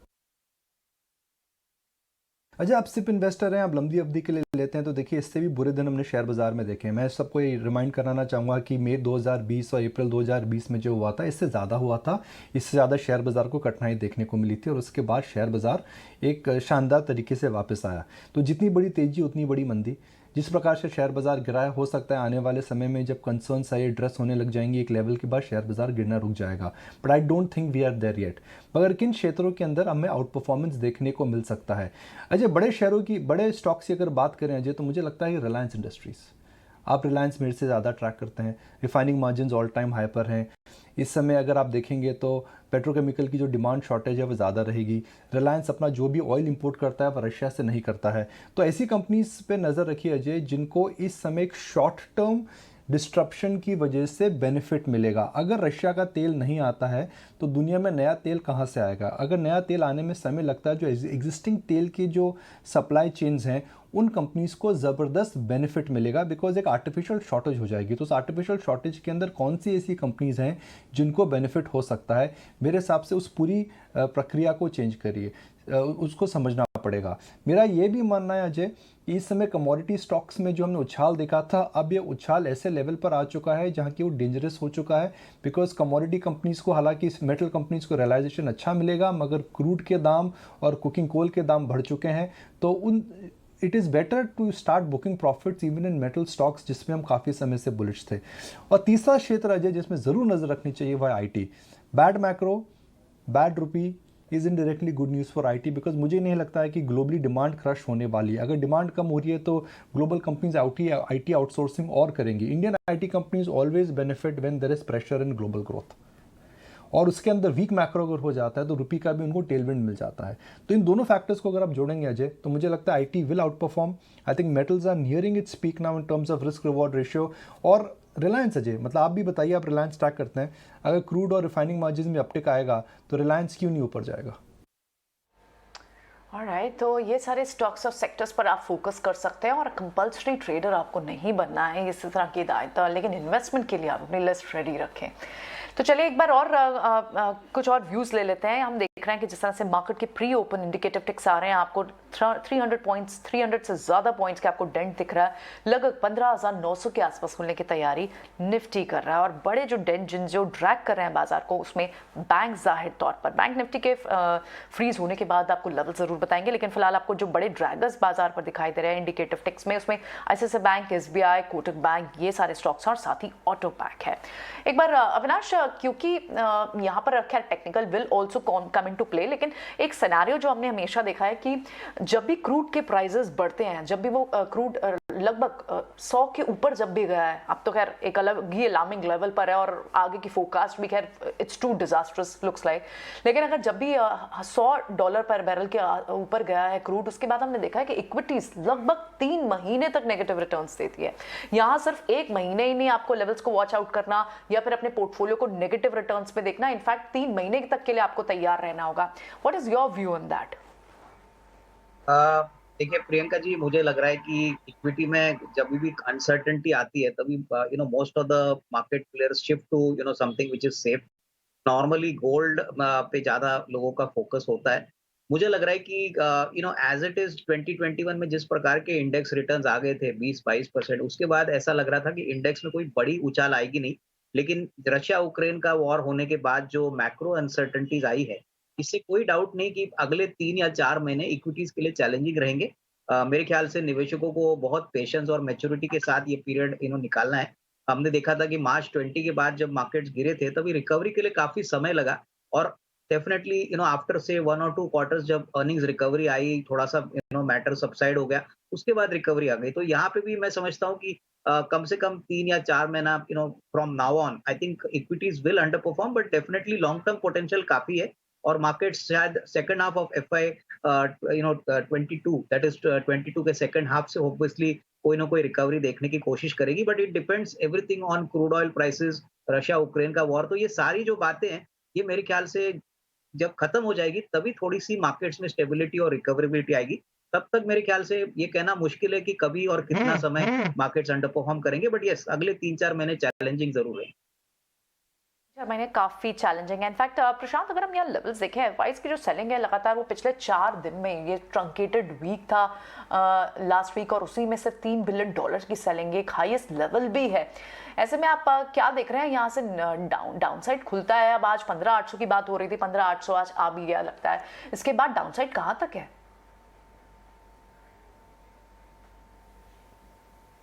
और मार्च फ्यूचर्स में उसको बहुत क्लोजली ट्रैक करूंगा। उसके नीचे अगर हम क्लोज हो जाएं तो डेफिनेटली मेरी सलाह होगी कि हम स्ट्रेट 400 पॉइंट नीचे खुलेंगे, यानी 15,400 के आसपास, और उसके नीचे जो नेक्स्ट सपोर्ट लेवल है, थोड़ा सा शॉकिंग है बट वो स्ट्रेट 14,600 का आता है। तो मेरे लिए अभी अगर मैं लेवल टू लेवल बात करूं, सबसे अहम होगा कि आज क्लोजिंग बेसिस 15,800 निफ्टी के मार्च फ्यूचर्स में होल्ड हो जाए। अगर ये होल्ड नहीं होता है तो मेरे हिसाब से शॉर्ट टर्म में हम बहुत बड़े क्रैश की तरफ जा रहे हैं, जो कि मार्च महीने में ही दिख सकता है। तो 15,800 अकॉर्डिंग टू मी मेक और ब्रेक फॉर निफ्टी होगा, और उसी तरह से करीबन 33,600 से लेके 33,300 ये मेक और ब्रेक फॉर बैंक निफ्टी होगा। दोनों ही लेवल्स क्लोजिंग बेसिस पे बहुत नजदीकी से ट्रैक करने चाहिए। बैंक निफ्टी को देखें ना, तो वो लगभग 20% अपने हाई से 2008 जो जिस तरह से खुलने की तैयारी कर रहा है, अपने 2021 के हाई से 20% करेक्ट हो चुके हैं। क्लियरली हम एक बेयर मार्केट टेरिटरी में देख रहे हैं, और प्रशांत भी जिन लेवल्स की बात कर रहे हैं यहाँ पे, दे आर स्कैरी। 14,000 के आसपास के लेवल्स क्या बता रहे हैं, 15,400, और उसके बाद और नीचे की तरफ। बैंक निफ्टी पर किस तरह के लेवल्स आपके एंटिसिपेशन है राहुल? प्रियंका, ओके, सी डेफिनेटली अभी जो फिलहाल जो हमें जिस तरीके से प्री ओपनिंग में जो सेटल होता है वो दिखा है, वो करीबन 33,270 के पास में है, जो कि एक सपोर्ट लेवल है। अब ये सपोर्ट लेवल जैसे ही टूटता है तो हमें डेफिनेटली इसके आगे दिखता है 33,000 एंड 32,750 फॉर द डे। जिस तरीके से अभी हमारे मित्र ने भी बोला कि जिस तरीके से निफ्टी में 15,800 के आसपास क्लोजिंग आनी इंपॉर्टेंट है, उसी तरीके से मुझे लगता है कि 33,270 या 33,300 के आसपास हमें बैंक निफ्टी में भी क्लोजिंग मिलनी बहुत इंपॉर्टेंट है। लेवल्स डेफिनेटली चार्ट्स पे काफी ज्यादा गड़बड़ा गए हैं और जिस तरीके से अब ओपनिंग भी हमें एक बड़े गैप डाउन ओपनिंग के साथ में मिल रही है, मुझे लगता है डेफिनेटली यहाँ पे कंसर्न्स मार्केट को लेके काफी गंभीर होंगे। हाल फिलहाल में अगर देखें तो मुझे लगता है कि थोड़ा सा वेट एंड वॉच करना चाहिए और जिस तरीके से मैं आपको पहले भी बोल रहा था कि अपनी पोजीशंस को लाइट रखें, कैपिटल प्रोटेक्शन की तरफ ज्यादा ध्यान दें और यहाँ पे रिटर्न्स भले ही अगर हमें थोड़े समय बाद मिले तो चलेगा, बट यहाँ पे कैपिटल प्रोटेक्शन को हमें सबसे पहले आगे लाना बहुत जरूरी है। तो इन बातों पे मेरे हिसाब से प्रियंका मेरा फोकस रहेगा। looks really worrisome because आप बैंक निफ्टी पर इस वक्त जो इंडिकेटिव टिक्स देख रहे हैं वो 1200 पॉइंट्स टेंट के साथ है। 33,200 के आसपास खुलता हुआ आपको बैंक निफ्टी दिखाई दे रहा है। एक बार चलिए ये भी समझ लेते हैं क्योंकि हम बड़े एक्सपोर्ट्स की जब बात करते हैं तो macro investor advisor Manish Dangi क्या व्यू रख रहे हैं इस वक्त मार्केट्स पर, एक बार ये सुन लेते हैं। अभी तो क्या है कि जो इन्वेस्टर आते हैं वो देश के लिए तो अच्छे हैं, उनके लिए शायद वो लेकिन वो बलिदान दे रहे हैं देश के लिए, तो अच्छी बात है, तो देश के लिए तो अच्छा है वो। मोस्ट प्रोबेबली मेरे को ये फियर है कि जो इन्वेस्टर का एक्सपेक्टेशन है ना अजय, वो और जो सामने माहौल है और जो उनको डिलीवरी मिलेगी उसमें बहुत बड़ा डाइवर्जेंस है। एक मार्केट का एक अच्छा सा बूम साइकिल था जो हम सबने मिलकर के कैच किया, बहुत अच्छा पैसा बनाया, अब वो हो गया है अंत उसका। फिर एब्सोल्युटली, चलिए एक बार very quickly just recap Dimpy के पास चलते हैं और आज की जो ट्रेडिंग कॉल्स हैं उनका एक रिकैप देख लेते हैं। डिम्पी। राहुल शर्मा से आज हमने सुबह बात की थी और राहुल शर्मा अभी भी प्रेजेंट है। वो ये कह रहे थे कि आईटीसी पे ध्यान रखा जाएगा, 225 रुपये के आसपास का भाव अगर आपको मिल जाए एंट्री कीजिएगा। आपका टारगेट होगा 234 रुपये का और 220 रुपये का एक स्टॉप लॉस रखना है। इसके अलावा टेक महिंद्रा भी उनकी लिस्ट के अंदर है जहाँ पे वो टारगेट दे रहे हैं करीब 1500 रुपये का और उनका जो स्टॉप लॉस होगा वो 1400 रुपये के आसपास का। बाइंग ऑन डिप्स की स्ट्रेटजी है उनकी तरफ से। इसके अलावा जीएसएफसी भी एक खरीदारी की कॉल है आज, 134 रुपये की टारगेट के लिए आप इसमें खरीदारी कर सकते हैं और स्टॉप लॉस होगा 116 का। और अगर आपको बाय करना है तो आपकी रेंज होनी चाहिए करीब 120 रुपए के आसपास की। हमने प्रशांत सावंत से जब पूछा तो उन्होंने बताया कि आप चाहें तो एक बार बजाज फाइनेंस को शॉर्ट कर सकते हैं 64-80 रुपए के आसपास और उनका जो टारगेट होगा 6200 का और 65-70 का एक आप स्टॉप लॉस रख सकते हैं। उनकी लिस्ट में आज बाटा को भी शॉर्ट किया जा सकता है। वो कह रहे हैं कि टारगेट मिल जाएगा आज 1475 रुपए का और आपका स्टॉप लॉस होना चाहिए 1730। रेंज जो होगी शॉर्ट करने की वो 1690 रुपए के आसपास आप कर सकते हैं। टाइटन भी वो कह रहे हैं कि बेच सकते हैं, यहाँ पे टारगेट होगा 2250 रुपए का और स्टॉप लॉस होगा 2480 रुपए का। उनकी लिस्ट में आज टाइटन भी शामिल है। आज हमने सुबह बातचीत की थी अजीत मिश्रा जो कि रेलिगेट सिक्योरिटीज के वीपी रिसर्च हैं, वो ये कह रहे थे कि वो भी आईटीसी को बाय करने की रिकमेंडेशन दे रहे हैं। तो आज दो गेस्ट आईटीसी को बाय पे हैं। टारगेट होगा 244 रुपए का उनकी तरफ से और एक सेल कॉल भी है उनकी तरफ से, वह एम&एम फाइनेंस, उसका टारगेट है 124 रुपए का। स्टॉप लॉस अगर आप रखना चाहें 140 का रखिएगा और बेचने के जो लेवल्स हैं वो 138 के अराउंड है। तो ये आज मार्केट के जो गेस्ट हैं उनकी ट्रेडिंग कॉल्स हैं। ऑलराइट, तो ये सारी ट्रेडिंग कॉल्स मैक्सिमम इसमें सेल कॉल और आप इस वक्त अगर इंडिकेटिव टिक्स की बात करें भी प्री ओपन में तो आपको सबसे बड़ा ड्रैगर जो है वो बैंकिंग स्पेस दिखाई दे रहा है और दूसरा पैक आपको दिखाई दे रहा है ऑटो पैक, क्योंकि ऑटो पैक में भी जितनी भी उनकी कंपोनेंट्स हैं उसमें कई सारे कमोडिटीज यूज होते हैं और क्योंकि हम देख रहे हैं कि कमोडिटीज के प्राइस इन एलिवेटेड लेवल्स पर है तो डायरेक्टली ये इंपैक्ट होता है ये पूरा स्पेस ही। आप इस वक्त पूरे ऑटो पैक को नीचे की तरफ देख रहे हैं जिसमें से हाईएस्ट आपको नीचे की तरफ ड्रैगर जो दिखाई दे रहा है उसमें निफ्टी काउंटर्स में आयशा मोटर, मारुति सुजुकी जैसे काउंटर्स दिख रहे हैं।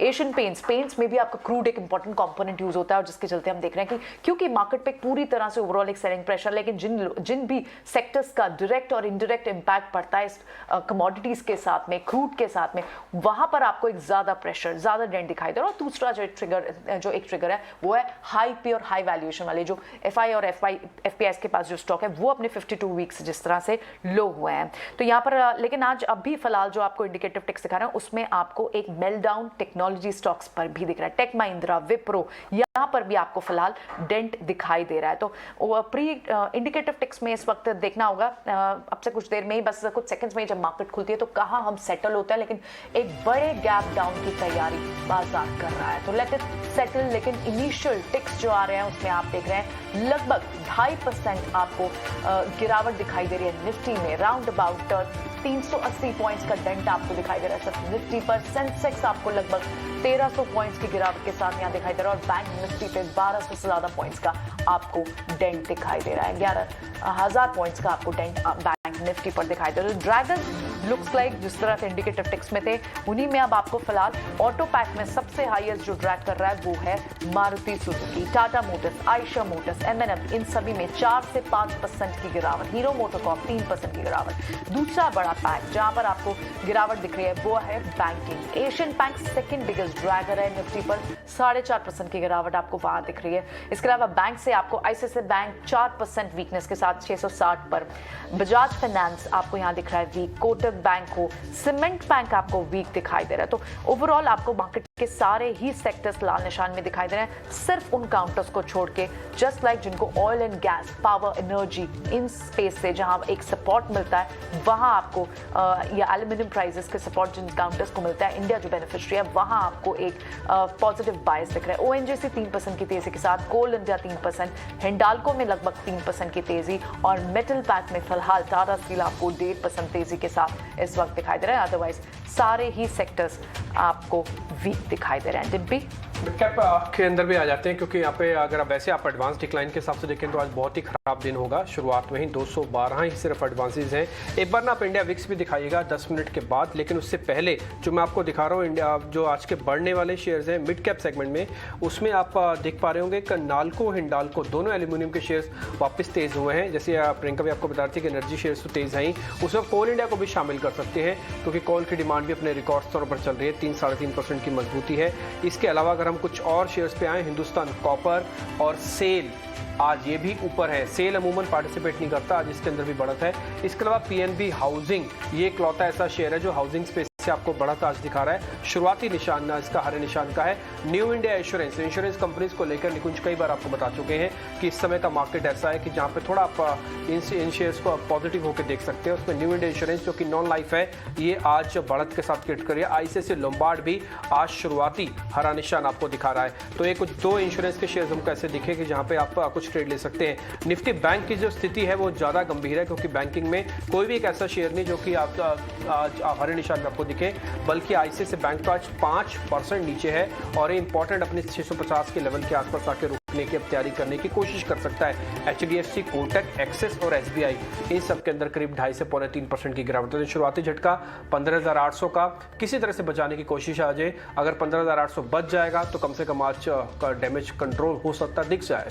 बिल्कुल, लेकिन ये स्क्रीन तो एक्सपेक्टेड था, लेकिन अब जानते हैं कि यहाँ से चीज़ें कैसे पैन आउट हो सकती हैं और लॉन्ग टर्म इन्वेस्टर्स, निवेशकों को किस तरह से अप्रोच करना चाहिए जो करेक्टिव फेज बाजार में चल रहा है, भले ही ये वॉर ट्रिगर्ड हो। सुनील सुब्रमण्यम हमारे साथ जुड़ रहे हैं।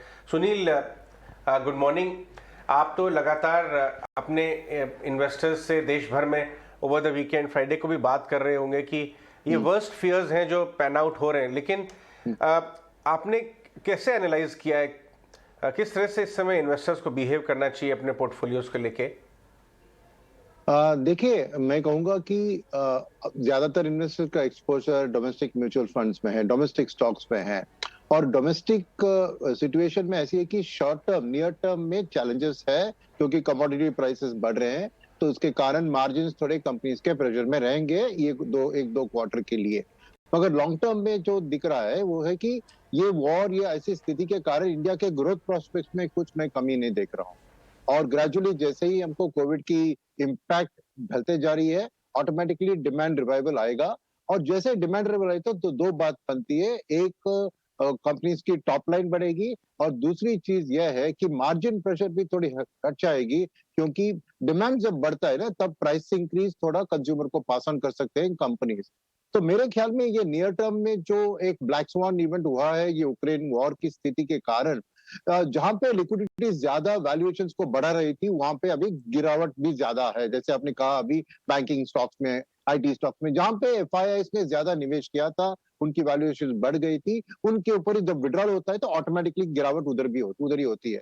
तो ऐसे सिचुएशन में निवेशकों को लमसम में अगर डालेंगे तो शायद कल कुछ वॉर का न्यूज खराब आए और भी गिरावट आए तो नाराजगी आ सकती है। तो मेरे ख्याल में एक सिस्टमैटिक अप्रोच अगर एसटीपी एसआईपी के थ्रू आप मार्केट में निवेश करेंगे, ऐसा मौका आपको दोबारा मिलना बहुत मुश्किल है, क्योंकि ऐसी जो हादसाएं होती है और उसके कारण डीप करेक्शन आता है तो डीप वैल्यू भी बनता है। मगर क्या है, ये डीप वैल्यू और भी डीप बन सकती है जरूर। तो इसलिए मैं कहूंगा कि एक स्टैगर्ड अप्रोच अगर लेंगे और लॉन्ग टर्म तौर से आप देखेंगे मार्केट को, तो कभी भी आप देखिए पिछले 10-15 साल में कभी भी ऐसे कुछ हादसे आए, जैसे कोविड का सुनिए, जैसे मई 2013 में टेपरिंग का था, जिन्होंने तभी निवेश किया था उनका ही लाभ सबसे बेहतर हुआ है।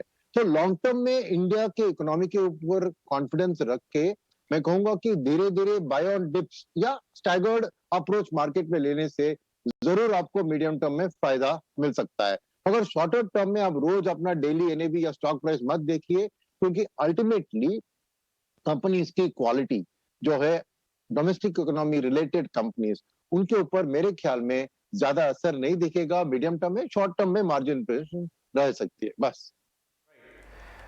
सुनील, एक क्वेश्चन ये निकल के आ रहा है कि जो ग्लोबल ग्रोथ स्लो डाउन होगी और दूसरी तरफ इन्फ्लेशन भाग के आए बहुत जबरदस्त तरीके से, सारे कमोडिटीज, क्रूड, ये एक स्टैगफ्लेशन टाइप का माहौल क्या क्रिएट कर सकता है, भले ही कितना ही टेम्परेरी हो, और इस दौरान equities as an asset class काफी प्रेशर में रह सकते हैं क्या?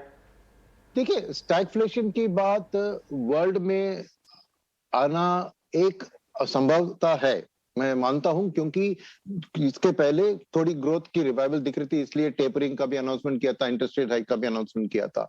मगर मेरे ख्याल में ये कमोडिटी स्पाइक जो हो रहा है, क्योंकि रशिया यूक्रेन ज्यादा कमोडिटीज, फूड और ऑयल में बिग सप्लायर्स है, इसलिए ये दबाव आ रहा है। पर जैसे ये स्थिति ना, हम सोच लेंगे कि war situation can't last for ever ना, क्या मैक्सिमम एक क्वार्टर के अंदर ये सीधा हो जाएगा, तो देन व्हाट हैपेंस कि आपको जो डिमांड में ये घटौती आप कह रहे हैं, उसके कारण इन्फ्लेशन को भी नीचे आना है।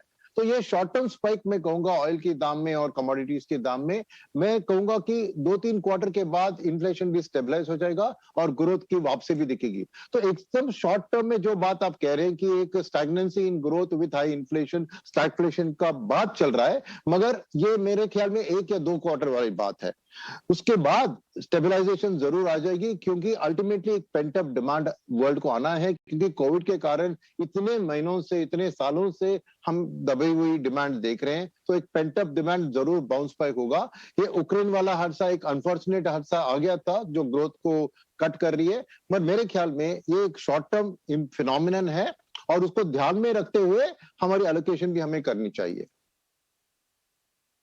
मॉर्निंग सुनील, प्रियंका यार, क्योंकि हम देख रहे हैं कि ज्यादातर जिन स्टॉक्स में एफआईज और एफपीआईज की होल्डिंग थी वहां बहुत बीटन डाउन है। What would be your rational, क्यों एफआईज इतनी ज्यादा एचडीएफसी ग्रुप के स्टॉक्स को सेलिंग कर रहे हैं? एचडीएफसी बैंक ऑलरेडी हमने देखा एक बड़ा और एक स्टेबल नेम है बैंकिंग स्पेस में, बैंकिंग और फाइनेंशियल, इस पर एक्सपर्ट्स काफी बुलिश थे। ऐसे में जब लगातार हम देख रहे हैं बीटन डाउन एचडीएफसी ग्रुप्स और एचडीएफसी बैंक्स होता है, आप व्हाट इज योर रैशनल कि क्यों इतनी सेलिंग हो रही है इसमें? देखिए, सेलिंग जरूर ज्यादा हो रही है। मैं कहूंगा कि प्राइस फॉल का खाली सेलिंग कारण नहीं है, क्योंकि अगर काउंटर टू काउंटर जो एफपीआईज बेच रहे हैं, डोमेस्टिक इन्वेस्टर्स अगर वही स्टॉक्स को खरीद रहे हैं तो सेलिंग प्रेशर कम हो सकती है। मगर यहाँ पे क्या हो रहा है कि जब एफआईआईज बेच रहे हैं वो अपने एलोकेशन के बेसिस पे बेच रहे हैं, मगर खरीदारी जो डोमेस्टिक एमएफ्स और एलआईसी और इंश्योरेंस कंपनीज कर रहे हैं वो ब्रॉडर मार्केट पे कर रहे हैं। तो पूरा का पूरा जो सप्लाई, जो नाम आपने बताया था ना, उसमें जो सप्लाई स्टॉक का रहा है पूरा अब्सॉर्ब नहीं हो रहा है, इसलिए गिरावट आ रही है प्राइस में। क्योंकि एफआईआईज को ऐसे कोई जो नाम आपने लिया था बैंकिंग सेक्टर में, खास करके उनको नाराजगी उन स्टॉक्स में नहीं है। क्या है कि उनकी जो एलोकेशन है, आप निफ्टी में ब्रेकअप देखिए ना, एलोकेशन इनकी स्टॉक्स की हाई है, तो ऑटोमेटिकली सेलिंग भी ज्यादा होती है, मगर उतना अब्जॉर्प्शन कैपेसिटी डोमेस्टिक मार्केट में नहीं है, क्योंकि वो एक ब्रॉड बेस्ड अप्रोच ले रहे हैं। क्योंकि भविष्य में इंडियन इकोनॉमी जब बढ़ती है तो even with in banking sector overall banks, small medium large cap सब बैंक्स का एक फायदा होगा। तो वो भी खरीदारी जो डोमेस्टिक एमएफ्स और अदर डोमेस्टिक पार्टिसिपेंट्स कर रहे हैं, ब्रॉड बेस कर रहे हैं, तो इसलिए जो भी खरीदारी एफआईआईज कर रहे हैं वो ज्यादातर लार्ज कैप और लार्ज और मिड कैप में हो रहा है, तो नेचुरली पूरा का पूरा ऑब्जॉर्ब नहीं हो रहा है। तो मेरे ख्याल में इसलिए वहां पे गिरावट ज्यादा है, मगर वो सिचुएशन भी सेट राइट होगी। जैसे ही बहुत करेक्शन आता है तो डोमेस्टिक एमएफ्स भी सेटअप करके एट अ लोअर प्राइस उसको खरीदेंगे।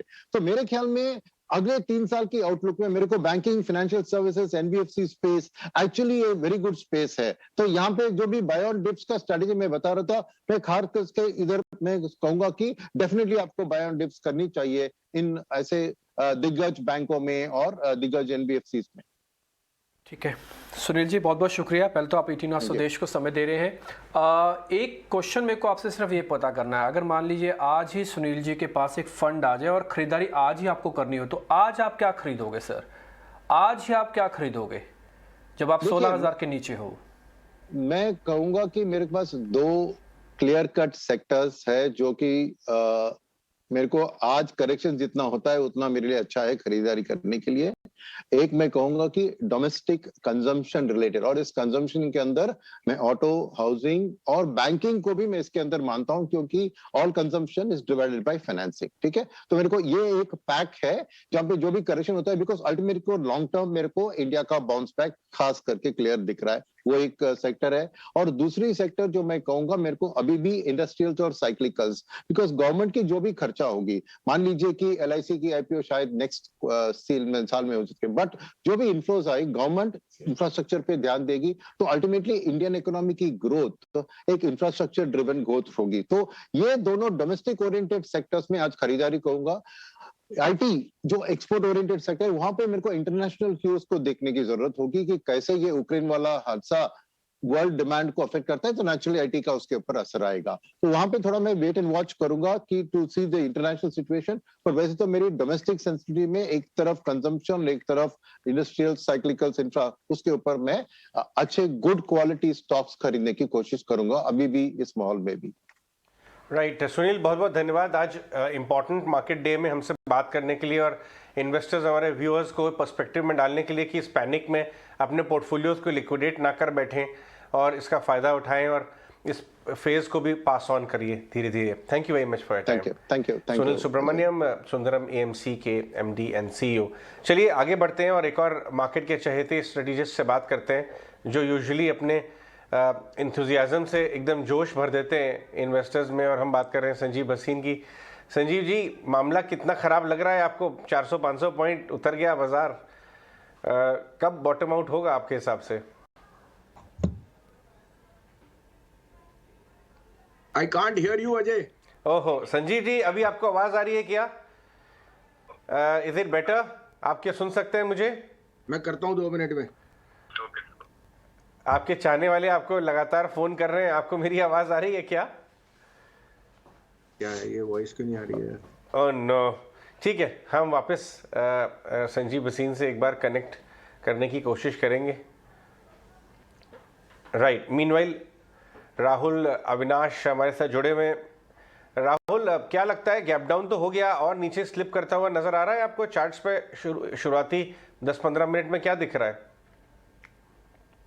डेफिनेटली लेवल्स जो होल्ड करने चाहिए वो तो यहाँ पे एक मैनर में होल्ड कर रहा है, बट जिस तरीके का गैप डाउन इतना बड़ा आया है, इतना ह्यूज गैप डाउन है, उसमें चीज़ों को समझना बड़ा डिफिकल्ट हो जाता है। जिस तरीके से मैं अभी चार्ट्स में ढूंढने की भी कोशिश कर रहा हूँ, बट मुझे लग रहा है कि अगली जो सपोर्ट अब जो नेक्स्ट सपोर्ट इसके अंदर अब निफ्टी के अंदर अगर हम देखें अजय जी, तो मुझे लगता है कि 15,760 या 15,740 के आसपास है।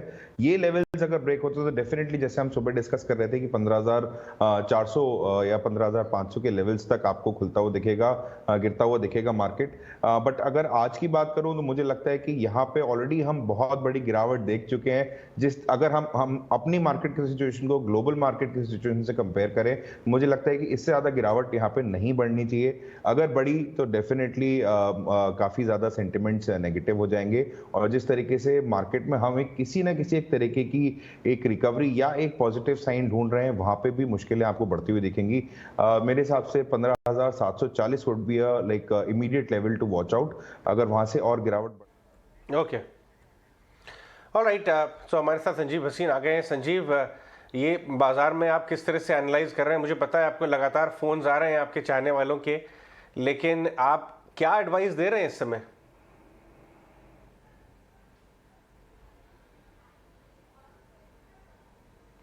अविनाश, क्या आप मुझे सॉरी संजीव, आपको मुझे मेरी आवाज आ रही है क्या? Okay, today we have him on a very bad line. Sanjeev, आपको मेरी आवाज़ आ रही हो तो आप बताना चाहेंगे इस बाजार में आप अपने इन्वेस्टर्स को क्या एडवाइस दे रहे हैं? ओके, ऑलराइट, कोशिश करेंगे हम वापस कनेक्ट करने की। मीनवाइल आईटी इंडेक्स की तरफ मैं आपका अटेंशन अट्रैक्ट करना चाहूँगा। देखिए डेज हाई की तरफ जा रही है, लेड बाय इन्फोसिस। तो जैसे अरविंद सेंगर सुबह बता रहे थे और भी कुछ स्टडीज हमें बता रहे थे कि आईटी पे ध्यान देने की ज़रूरत है। जितना वीक होगा उतने एक्सपोर्टिंग काउंटर्स अट्रैक्टिव लगने लगेगी। देखिए बेरली गिरा ही नहीं है, मतलब इतने ज़बरदस्त फॉल के बाद, जबकि लास्ट वीक हमने इसमें 1680 का लेवल देखा था। ये टीसीएस तो रिलेटिवली गिरा हुआ लग रहा है। अविनाश, आप संजीव इस बार थर्ड टाइम पूछ रहा हूं मैं आपको, मेरी आवाज आ रही है क्या? जी बिल्कुल आ रही है। एक्सीलेंट। तो क्या एडवाइस कर रहे हैं आप? मुझे पता है आपके लगातार दोनों फोन बज रहे हैं और लोग परेशान होकर फोन कर रहे हैं या आपसे एडवाइस लेने के लिए फोन कर रहे हैं। आपका क्या मैसेज है इस समय? कब बॉटम होता हुआ नजर आता है मार्केट? तो अजय जी बड़ा मुश्किल आपने सवाल पूछा। मैं भी 2-3 दिन से दो बारी से आपके यहाँ कह रहा हूँ, बट मैं आपको दावे से कहता हूँ end of April, first week May, you will be at new highs. Now this is very difficult to say in this relative circumstances, but आपको बने रहना है। A, B, don't try and pick falling knives because market are disproportionate. Ajay आप बताइए 2 साल में कभी आपने कब देखा लीवर, अल्ट्राटेक, टाइटन को ऐसे फॉल करते हुए? Lever is hit a 52 week low, HDFC। So there is some sort of 2-3 बड़े फंड्स हैं जो एफआईज आपके यहाँ ब्लू कॉलर आके आते थे 18,000 पे, उन्होंने लेट लूज कर दिया है। जो उनके पास पोर्टफोलियो से सब बेच दिए, and that is why you have seen this it's a abnormally market which is telling you that. However आप देखते हैं undertone is very very fearful, but that is generally which I see the best time to buy. Now I know सबके यहाँ stressed है because you already over leveraged, but I am relatively bullish that in the pullback after this fall to 15,500 or 15,700, whatever we make a low in the next 2 days, I from Wednesday think that we will start to stabilize. Consolidation for the month of March I cannot rule out, but April will be the best month and May will be a new high. So I am convinced that this is the last of the fall for global or external reasons. इस कारण से आपको बने रहने में ही समझदारी है। I know it's difficult, but आपको बने रहना है अगर पैसे आगे कमाने हैं, और याद रखना शॉर्ट टर्म में पेन लॉन्ग टर्म में बहुत अच्छा गेन देगा। Alright, morning Sanjeev ji, good to hear कि आप हाइस की बात कर रहे हैं, जबकि ऐसे फॉलिंग नाइफ में और ऐसे गिरते बाजार में डर लगता है जब नई पोजीशन बनाने से। ऐसे में क्या आप अब भी फिलहाल बाइंग की सलाह दे रहे हैं, या फिर आप ये भी कह रहे हैं कि वेडनेसडे तक रुके, वहां स्टेबलाइज हो जाएगी मार्केट? नहीं, वेडनेसडे, थर्सडे और मंडे तो है नहीं। जिसके पास पैसे हैं और लेना चाहे तो शेयर सामने है, या कोई अच्छा म्यूचुअल फंड। प्रियंका, कभी भाव और सर्कमस्टांसेस साथ नहीं आते। अब किसी ने सोचा था कि $80 वाला 125 हो गया, लेकिन ये सस्टेनेबल नहीं है। Globally there will be a lot of tos and fros, ifs and buts, but मेरे को पता है कि मैं कन्विंस्ड हूं कि ये market, at least Indian market in my context, is in the last of the fall. Now last of the fall means that there will be consolidation and you have to be stock selective. Hindalco, Tata Steel are hitting new highs. Secondly, you have seen that along with oil and gas, energy are outperforming. अब technology seems a very good play on the rupee front. तो आप एक basket बनाइए, कोई अच्छा ETF लीजिए, लेकिन बने रहिए। You cannot have this abnormally continuing for too long. I think we are oversold, overstretched because of fear, and I am convinced that we will go to new highs in the month of end April, May, and that is how much conviction I have. So अगर आप उसमें faith रखते हैं, you have to start buying. There is no Monday or Tuesday or Wednesday for you. Do a sip or put in small amounts of money wherever you are comfortable with the valuation of the stocks. Sanjeev sir, बहुत शुक्रिया, thank you very much. आप 18 hours देश को समय दे रहे हैं। बार बार आप एक चीज़ बता रहे हैं कि अप्रैल के अंदर हम नया वापस पुल बैक देखेंगे। सर, आप मार्च की बात क्यों नहीं बोल रहे हैं? अभी तो मार्च की 7 ही तारीख है, अभी तो बहुत सारे दिन बाकी हैं। तो पूरे मार्च में क्या हो गया, और पिटाई होगी क्या? नहीं, और पिटाई नहीं होगी, लेकिन जो शॉर्ट टर्म में प्ले कर रहे हैं उनके यहाँ दोनों तरफ से आना और जाने का होएगा। और वॉलेटिलिटी अब मेरे को पता नहीं ना किस तरफ जो बाइडन उठेगा और किस तरफ पुतिन सोएगा। तो ये मेरे हाथ में या किसी के हाथ में नहीं है। साथ में आप ये लेके चलिए, lot of people were in the know of this, the timing and so on, और इस कारण से they have played the markets everywhere, whether it's oil, commodities, ये सब रेल में होता है। In hindsight we will be proven right और wrong. I am not ruling out after 15-14 March the market stabilising, but I am saying आप 1 महीने का टाइम तो लेके चलिए। अगर आपको मई में न्यू हाइज दिख रहे हैं तो फिर इससे अच्छा मौका नहीं हो सकता। अब मौका कितने टाइम रहेगा वो आपके लिए है, ये ना हो कि वापस 17,000 जाए फिर आप बोलो कि जी रह गए। तो इस कारण से अच्छी सिस्टमैटिकली आप अपना माल लीजिए, बट दो राय मत रखिए कि ये मार्केट का बॉटमिंग आउट प्रोसेस है। और let the suit shares come and tell you panic, वो कभी नहीं। अगर आप 16,000 पे नहीं ले सकोगे तो 14,000 पे तो आप शेयर बाजार बंद आप आओगे ही नहीं। So remember, markets and prices will only come in sync when you are confident of the stocks you are buying. Sanjeev ji, आज शाम को इम्पोर्टेंट एग्जिट पोल भी आना शुरू हो जाएंगे यूपी इलेक्शन के लिए, जिसको एक सेमीफाइनल समझा जाता है 2024 के बड़े मैच के लिए। आपकी पे कोई इस पे कोई टिप्पणी आपकी, किस तरह, आपकी क्या उम्मीद है?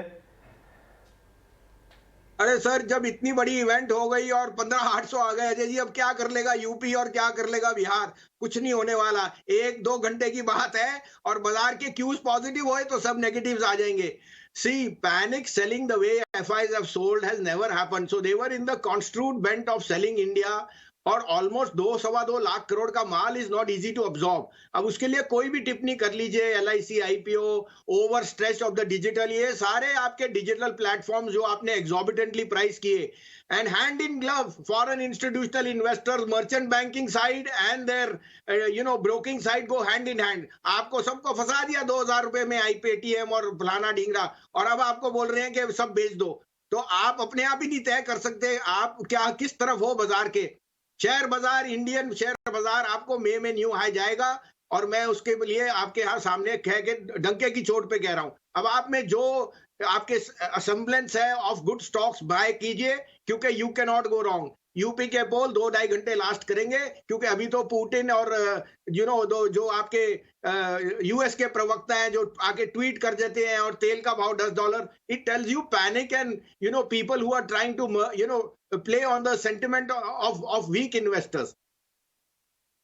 ऑलराइट, तो ऐसे में संजीव जी, जब आप कह रहे हैं कि अप्रैल में आप एक नए लेवल्स और नए हाईज देंगे, तो बाजार और आई एम श्योर व्यूअर्स भी सुनना चाहेंगे कि कौन से बड़े ट्रिगर्स होंगे जिसके बेसिस में बाजार यहाँ से नए लेवल्स दिखाएगा, नए हाईज दिखाएगा। क्या आपको लगता है कि एडवांस टैक्स नंबर अच्छे आएंगे, कॉर्पोरेट अर्निंग्स अच्छी होंगी, क्या बड़े ट्रिगर्स होंगे? क्योंकि बहुत ज्यादा पेसिमिज्म बाजार में अब मार्केट पार्टिसिपेंट्स ने देख लिया, अब उन्हें जाहिर तौर पर एक पॉजिटिव लाइन देखनी होगी।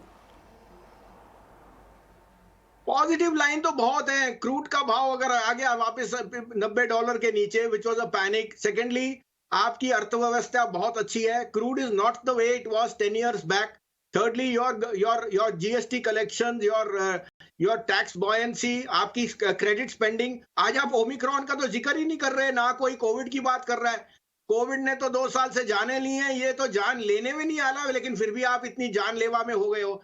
So there are no silver linings. The people who have sold will be oversold, and when the markets pull back, there will be enough reasons to buy India. The simple biggest thing is the demographic premium which you will enjoy. Car sales, house sale, retail sales, travel, entertainment, ये सब बहुत व्यंजन के साथ आएगा। अब या तो आप उन चीज में उस कैंप में रहिए जो पॉजिटिव है, और या फिर नेगेटिव रहिए जो जिसको चील कौवे कहते हैं, जो ओमिक्रॉन में भी जिन्होंने मंदी की और जिन्होंने वॉर के लिए भी आपके कब्र खोदने को तैयार हैं। मैं उन कैंप में नहीं हूं। मैं कह रहा हूं यहाँ से न्यू हाई जाएगा मई के महीने में, तो पैसा अपना अच्छा लगा के अच्छे शेयरों में लीजिए। सर, आपकी बात मान ली कि नया हाई जाएगा, बाजार के अंदर जो गिरावट है अपॉर्चुनिटी है, तो फिर हमको जरा वो लिस्ट भी साझा कर दीजिए। आप हमेशा से बताते हैं शेयर, कुछ नया जोड़ रहे हो, कुछ हटा रहे हो, तो वो भी बता दीजिए। नहीं डिम्पी जी, यहाँ तो आप अपना चॉइस ऑफ स्टॉक्स अच्छा कीजिए। Real estate is seeing very very good buoyancy. Godrej property, DLF, आपके सीमेंट अल्ट्राटेक 115 मिलियन टन, 30 रुपए अभी बढ़ा है तमिलनाडु में और साउथ में पर बैग। हाँ, कोल प्राइसेस आर हर्टिंग, लेकिन आपको ऐसी कंपनी कहाँ मिलेगी अभी? उसकी profitability, they will be input cost pressure, but वो न्यूट्रलाइज हो जाएगी। साथ में it's not that oil is going to be here forever. ये एक रिस्क प्रीमियम है which can even vanish the way it has gone up. So I am very bullish on select cement counters, I am very bullish on metals, I am very bullish on real estate and select banks. So select banks तो आपके लिए और IT remains a good bellwether if rupee is going to be where it is. We have actually outperformed on the rupee front, और मुझे लगता है जो लोग बाग underestimate करते हैं is the power of the rupee ruble trade, which can mean that we will get cheaper oil. Secondly, we will also be in a sweeter spot on the rupee front. तो ये कुछ आपके पास नाम है, लेकिन डिम्पी जी better है आप एक ETF कीजिए या एक अकाउंट खुलाइए अच्छे ब्रोकिंग हाउस के साथ जो आपको पोर्टफोलियो बना के दे। टीवी पे इतना कुछ बताना कई बार मुश्किल होता है। अगर आप कोई पोर्टफोलियो मैनेजर से जाएं या कोई म्यूचुअल फंड से जाएं या कोई PMS या कोई अच्छे ब्रोकिंग हाउस से, तो we can offer you much more service and make you you know adept in the portfolio which we think can make lot of money from here.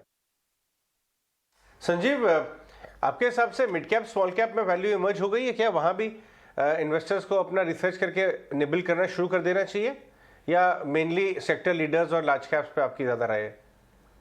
नहीं, पहली बात तो अजय जी, जब लार्ज कैप्स में इतनी वैल्यू दिख रही हो तो मिड कैप्स की तरफ क्यों मैं इतना ज्यादा दूंगा। लेकिन अगर आप बने हुए हैं मिड कैप्स में तो रहिए।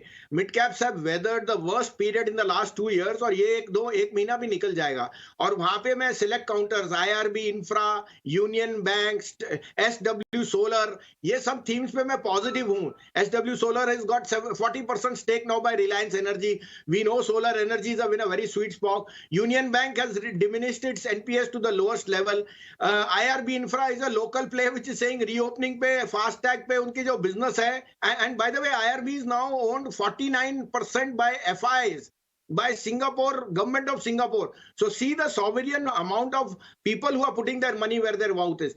And I would say some select PSU banks which can give you outperformance like Bank of Baroda and Union Bank, which I have suggested in the mid caps. Right. Alright Sanjeev, बहुत बहुत धन्यवाद आज हमसे बात करने के लिए। बाजार में थोड़ी रिकवरी अटेम्प्ट हो रही है। इंट्राडे चार्ट अगर आप देखिए तो IT of course is doing very well. IT में उसके अलावा भी कुछ स्टॉक्स इंट्राडे रिकवरी अटेम्प्ट कर रहे हैं। अगर हम इंट्राडे चार्ट लेके आए तो हम बता सकते हैं। बसीन साहब, आपका दिन शुभ हो, बहुत बहुत धन्यवाद। ओवरऑल मार्केट नहीं, लेकिन IT में अच्छी रिकवरी अटेम्प्ट हो रही है 1.5%। रक्षित रंजन हमारे साथ जुड़ रहे हैं।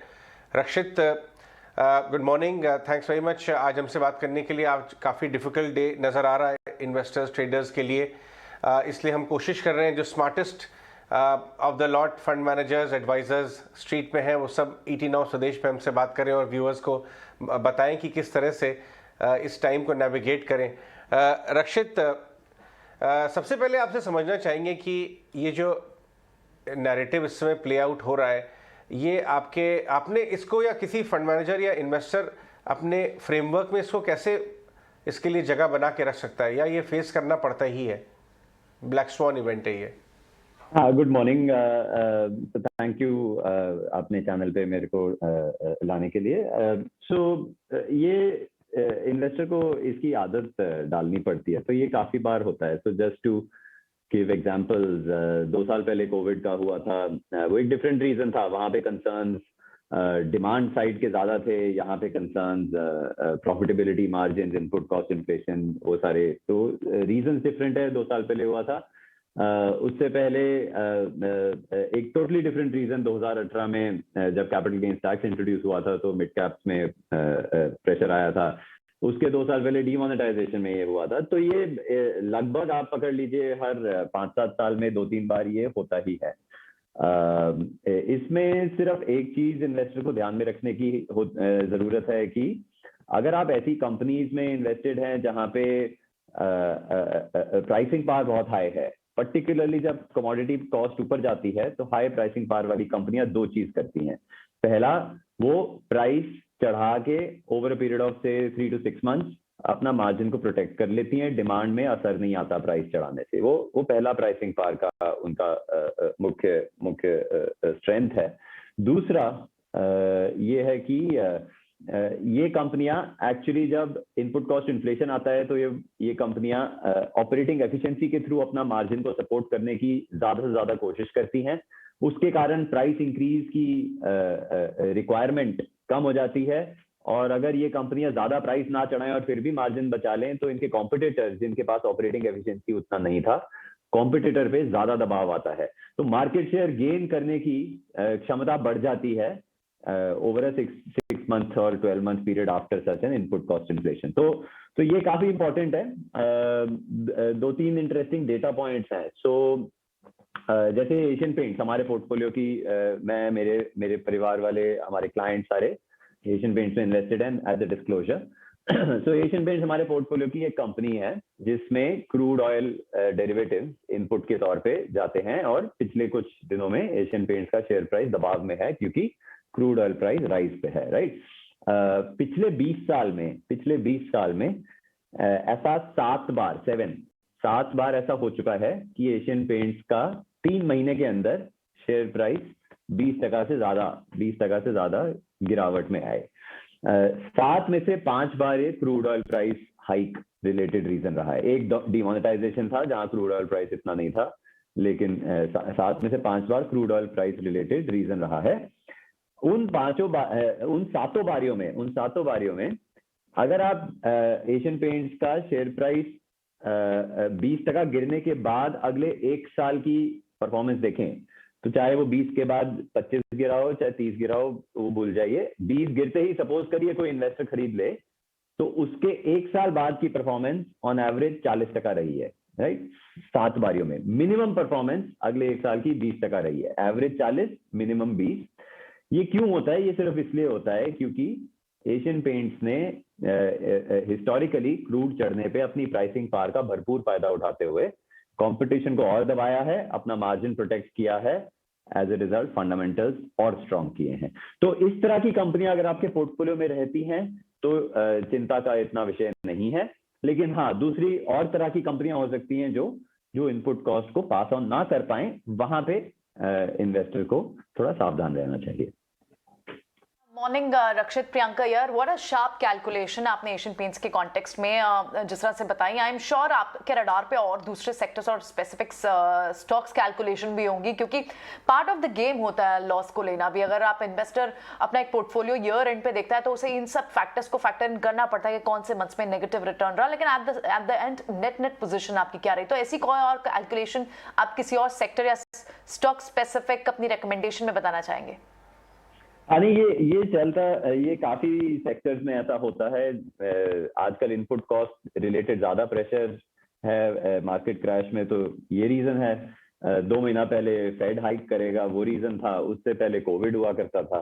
तो डिफरेंट रीजन से डिफरेंट स्टॉक्स अलग अलग तरह से बिहेव करते हैं। जैसे 2 साल पहले कोविड क्रैश में बजाज फाइनेंस बहुत ज्यादा गिरा था, जब लोगों को कंसर्न हुआ था कि अनसिक्योर्ड लेंडिंग है। हमने जो स्टॉक कम गिरे थे पोर्टफोलियो में, उनको थोड़ा सा बेच के बजाज फाइनेंस के लिए जगह बनाई, बजाज फाइनेंस को और खरीदा। सिमिलरली पिछले 1 साल में जैसे डॉक्टर लाल पैथलैब जैसी कंपनियां, और ये सारी कंपनियां डिस्क्लोजर के लिए, ये सारी कंपनियां हमारे पोर्टफोलियो में हैं, हमारे फैमिलीज के एक्सपोजर में हैं और हमारे क्लाइंट्स के एक्सपोजर में हैं। तो ये सारी कंपनियां पिछले 1 साल में डिफरेंट रीजन से गिरी हैं। हमने कंटिन्यूअसली जो कम गिरा है उसको थोड़ा सा शेव ऑफ करके जो ज्यादा गिरा है उसको खरीदने की कोशिश करिए। तो ये अपॉर्चुनिटीज रहती हैं सिर्फ तब जब आपको पूरा भरोसा हो कि फंडामेंटल्स में अगले 2-3 साल, अगले 1-2 साल के टाइम पीरियड को देखते हुए फंडामेंटल्स में कोई वीकनेस का कारण नहीं है। जो कुछ भी रीजन निकल के आ रहा है शेयर प्राइस वीकनेस का, वो टेम्परेरी है। सिर्फ तभी आप इसका अपॉर्चुनिटी की तरह इसका फायदा उठा सकते हैं, जो हम करते आते हैं। रक्षित, एक चीज़ और समझनी मार्केट के अंदर, ये जो क्रूड से जुड़े हुए डैमेजेस हैं, अभी ये कितने और दिन चल सकते हैं? क्योंकि ये साइकिल आपको लगता है कि रिवर्स भी उसी स्पीड से होगी जिससे वर्टिकल राइज हुआ है। और आप देखिए, आज से 2-3 महीने पहले हम 90s के क्रूड को एंजॉय करते थे, आज 140 का है। क्या 140 का क्रूड आपको ऐसा लगता है कि वापस 100 के नीचे हो जाएगा अगले 1 महीने के अंदर ही, या फिर ये सस्टेन करेगा अभी? नहीं, ये सवाल का जवाब इस तरह से देना तो हमारी कैपेबिलिटी है नहीं। मेरे को मालूम नहीं है, पता नहीं है क्रूड ऑयल प्राइस कहाँ जाएगा, क्योंकि काफी सारे रीजन होते हैं क्रूड ऑयल प्राइस को ऊपर नीचे मूव करने के। तो वहां पे हमारे को कोई खास व्यू नहीं है। लेकिन ये जरूर हमारे को व्यू है कि 2 चीजें हो सकती हैं। या तो crude oil price let's say 120-140 पे रहे थोड़ा टाइम, या फिर वो नीचे आ जाए, राइट। आई मीन ये 2 पॉसिबिलिटीज है। नाउ अगर क्रूड ऑयल प्राइस यहाँ का यहाँ रहा, मान लीजिए ऊपर के लेवल पे रहा, तो ये हाई प्राइसिंग पावर वाली कंपनियां क्या करेंगी? 1 क्वार्टर वेट करेंगी, 2 क्वार्टर वेट करेंगी, उसके बाद डिसाइड करेंगी कि अगर ऑपरेटिंग एफिशिएंसी से let's say 1/4 of the input cost pressure offset हो रहा है, तो बाकी के 3/4 के लिए ये भाव चढ़ाएंगी कंपनियां, राइट। अगर क्रूड ऑयल प्राइस वापस गिर गया अगले 3-4 महीने में मान लीजिए, तो ये कंपनियां भाव कम चढ़ाएंगी, नहीं चढ़ाएंगी, जरूरत नहीं पड़ेगी, क्योंकि भाव चढ़ाने से आप कंपटीशन को रूम भी देते हैं सांस लेने की। तो भाव तभी चढ़ाएं जब वो लास्ट रिजॉर्ट हो। मार्जिन तो प्रोटेक्ट हो ही जाएगा हाई प्राइसिंग पावर कंपनी का, आज नहीं तो 6 महीने बाद। तो कंपनियां इस तरह से बिहेव करेंगी, एज ए रिजल्ट क्रूड गिरे, रिवर्स हुए जैसे आप बोल रहे हैं, या यहीं का यहीं रहे, उसमें इतना इन्वेस्टमेंट पोर्टफोलियो लेवल पे फर्क नहीं पड़ता है, राइट, डिसीजन मेकिंग का। वेरी गुड, बहुत ही ज़बरदस्त आपने जवाब दिया। इतना मज़ा आता है रक्षित आपसे और सौरभ से बात करके। आपका जो फ्रेमवर्क है वो काफ़ी नर्डी और काफ़ी बेसिक्स जैसा है, वो याद दिलाता है ऐसे समय पे कि आपको बेसिक्स का ध्यान रखना चाहिए, और इसलिए थोड़ा कॉन्फिडेंस आता है व्यूअर्स को और हम सबको। इनफैक्ट रक्षित, आपका इस समय ऑन एवरेज पोर्टफोलियो अपने उसमें वैल्यूएशन कंप्रेशन कितना हुआ है, अगर आप ये शेयर कर सकते हैं? क्या आपके नंबर्स भी रीवर्क हो रहे हैं डाउनवर्ड्स, जैसे बहुत सारे कंपनीज के नंबर्स मार्केट में रीवर्क हो रहे हैं डाउनवर्ड्स, आपके भी नंबर्स क्या रीवर्क हो रहे हैं? बहुत इंटरेस्टिंग क्वेश्चन है। सो हमारे पोर्टफोलियो के वैल्यू का क्या हुआ है?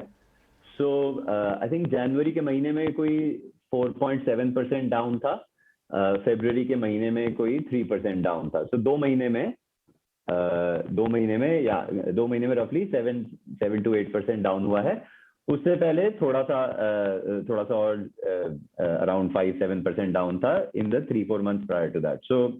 सो लगभग इस तरह का पिछले 4-5 महीने में पोर्टफोलियो की वैल्यू में गिरावट आई। लेकिन ज्यादा इंपॉर्टेंट चीज जो है, जब आप दिसंबर क्वार्टर के रेवेन्यूज की ग्रोथ देखें, राइट, पहले रेवेन्यू से शुरू करते हैं फिर पूरी profitability and free cash flow पे आएंगे। जब आप दिसंबर क्वार्टर के रेवेन्यू की ग्रोथ देखें, दिसंबर 21 क्वार्टर ओवर दिसंबर 19 क्वार्टर, राइट, 2 साल की ग्रोथ देख रहे हैं, ताकि दिसंबर 2020 जो कोविड के दौरान का क्वार्टर था उसका लो बेस इफेक्ट से बेनिफिट ना उठाएं हम कंपैरिजन करते टाइम। तो अगर दिसंबर 21 और दिसंबर 19 को कंपेयर करें तो हमारे पोर्टफोलियो में जो नॉन फाइनेंशियल कंपनीज हैं उनका रेवेन्यू ग्रोथ ऑन एवरेज 22% पे सालाना, 22% सालाना पे 2 साल की ग्रोथ रही है रेवेन्यू की। ये वाला ग्रोथ रेट कोविड से पहले, अगर आप 2014 से 19 पकड़िए या 2016 से 19 या 2011 से 19, जैसा भी, कोविड से पहले के ये दौर में ये रेवेन्यू ग्रोथ 15% के आसपास रहती थी। वो 15% वाली ग्रोथ अभी 5-7% ऊपर के रन रेट पे एक्सेलरेट हो गई है। दूसरी चीज, सितंबर 2021 के क्वार्टर में ये ग्रोथ करीब 19% थी, जो अब 21-22% हो गई है। सो sequentially it is accelerating compared to pre-COVID versus post-COVID, it has massively accelerated. ये सारा मार्केट शेयर गेन के कारण हो रहा है। एक तरफ पिडिलाइट, डॉक्टर लाल पैथलैब जैसी कंपनियों ने एक्विजिशन किए हैं। बाय द वे, ये जो रेवेन्यू ग्रोथ मैं दे रहा हूँ इसमें इनऑर्गेनिक ग्रोथ इंक्लूडेड नहीं है, लेकिन आने वाले टाइम में जो इनऑर्गेनिक अपॉर्चुनिटीज इन्होंने कैप्चर करी है उनके कारण even organic growth will be boosted further, right. So एक तरफ पिडिलाइट ने, एरलडाइट, डॉक्टर लाल ने, सबर्बन, इस तरह के एक्विजिशन किए हैं। दूसरी तरफ पेज इंडस्ट्रीज, टाइटन, इस तरह की कंपनियों। Thanks very much for time Rakshit. आइए निकुंज को भी जोड़ते हैं अपने कॉन्वर्सेशन में। निकुंज, हम एक से एक वॉइसेस को लाने की कोशिश कर रहे हैं चैनल पे, ताकि इन्वेस्टर्स को ये डिफिकल्ट पीरियड नेविगेट करने में थोड़ी आसानी हो, लेकिन पहले घंटे के ट्रेड में भी काफ़ी डैमेज नज़र आ रहा है। आप कैसे एनालाइज कर रहे हैं? अजय, हम क्योंकि आज और कल की बात कर रहे हैं, कल और परसों की बात कर रहे हैं, इस हफ्ते और अगले हफ्ते की बात कर रहे हैं, तो इस मार्केट के अंदर ट्रेंड इस समय शॉर्ट टर्म में परिवर्तित हो चुका है। क्या इस समय आपको एक अगेंस्ट ट्रेंड जाना चाहिए अगर आपका शॉर्ट टर्म व्यू है? मेरा आंसर उसके लिए नहीं है। अजय, मार्केट बॉटम आउट कब होते हैं? जब या तो इवेंट आपके जो आसपास हैं वह बदलने के आसार नज़र आ रहे हैं कि भाई ख़राब हो चुका है, यहाँ से उम्मीद है अच्छा ही होगा, या फिर आपको लगता है कि वैल्यूएशंस इतने ज़्यादा अट्रैक्टिव हो चुके हैं जहाँ पर आपको इस समय कॉन्ट्रा बाइंग करनी चाहिए। देखिए, कोविड के अंदर मार्च और अप्रैल में जब मार्केट 30% गिरे थे, कोविड नहीं बदला था, वैक्सीन रातों रात नहीं निकली थी, मगर मार्केट्स बॉटम आउट हो गए थे बिकॉज प्राइसेस इतने ज़्यादा गिर चुके थे। तो क्या उस प्रकार का हमें इस समय मार्केट के अंदर अट्रैक्टिव लेवल मिल रहा है, भले ही वो इंडेक्स पे हो, भले ही वो बैंक निफ्टी में हो, भले ही वो मार्केट के अंदर इंडिविजुअल स्टॉक्स में? मुझे नहीं लगता है। इफ एट ऑल अजय, इस समय Indian markets have out perform global markets, और एफआई की जो सेलिंग हमें दिख रही है हो सकता है वो और एक्सेलरेट करे, बिकॉज एनर्जी मैक्रो डिमांड को लेकर के जो कंसर्न्स हैं वो ज़्यादा जायज़ हैं।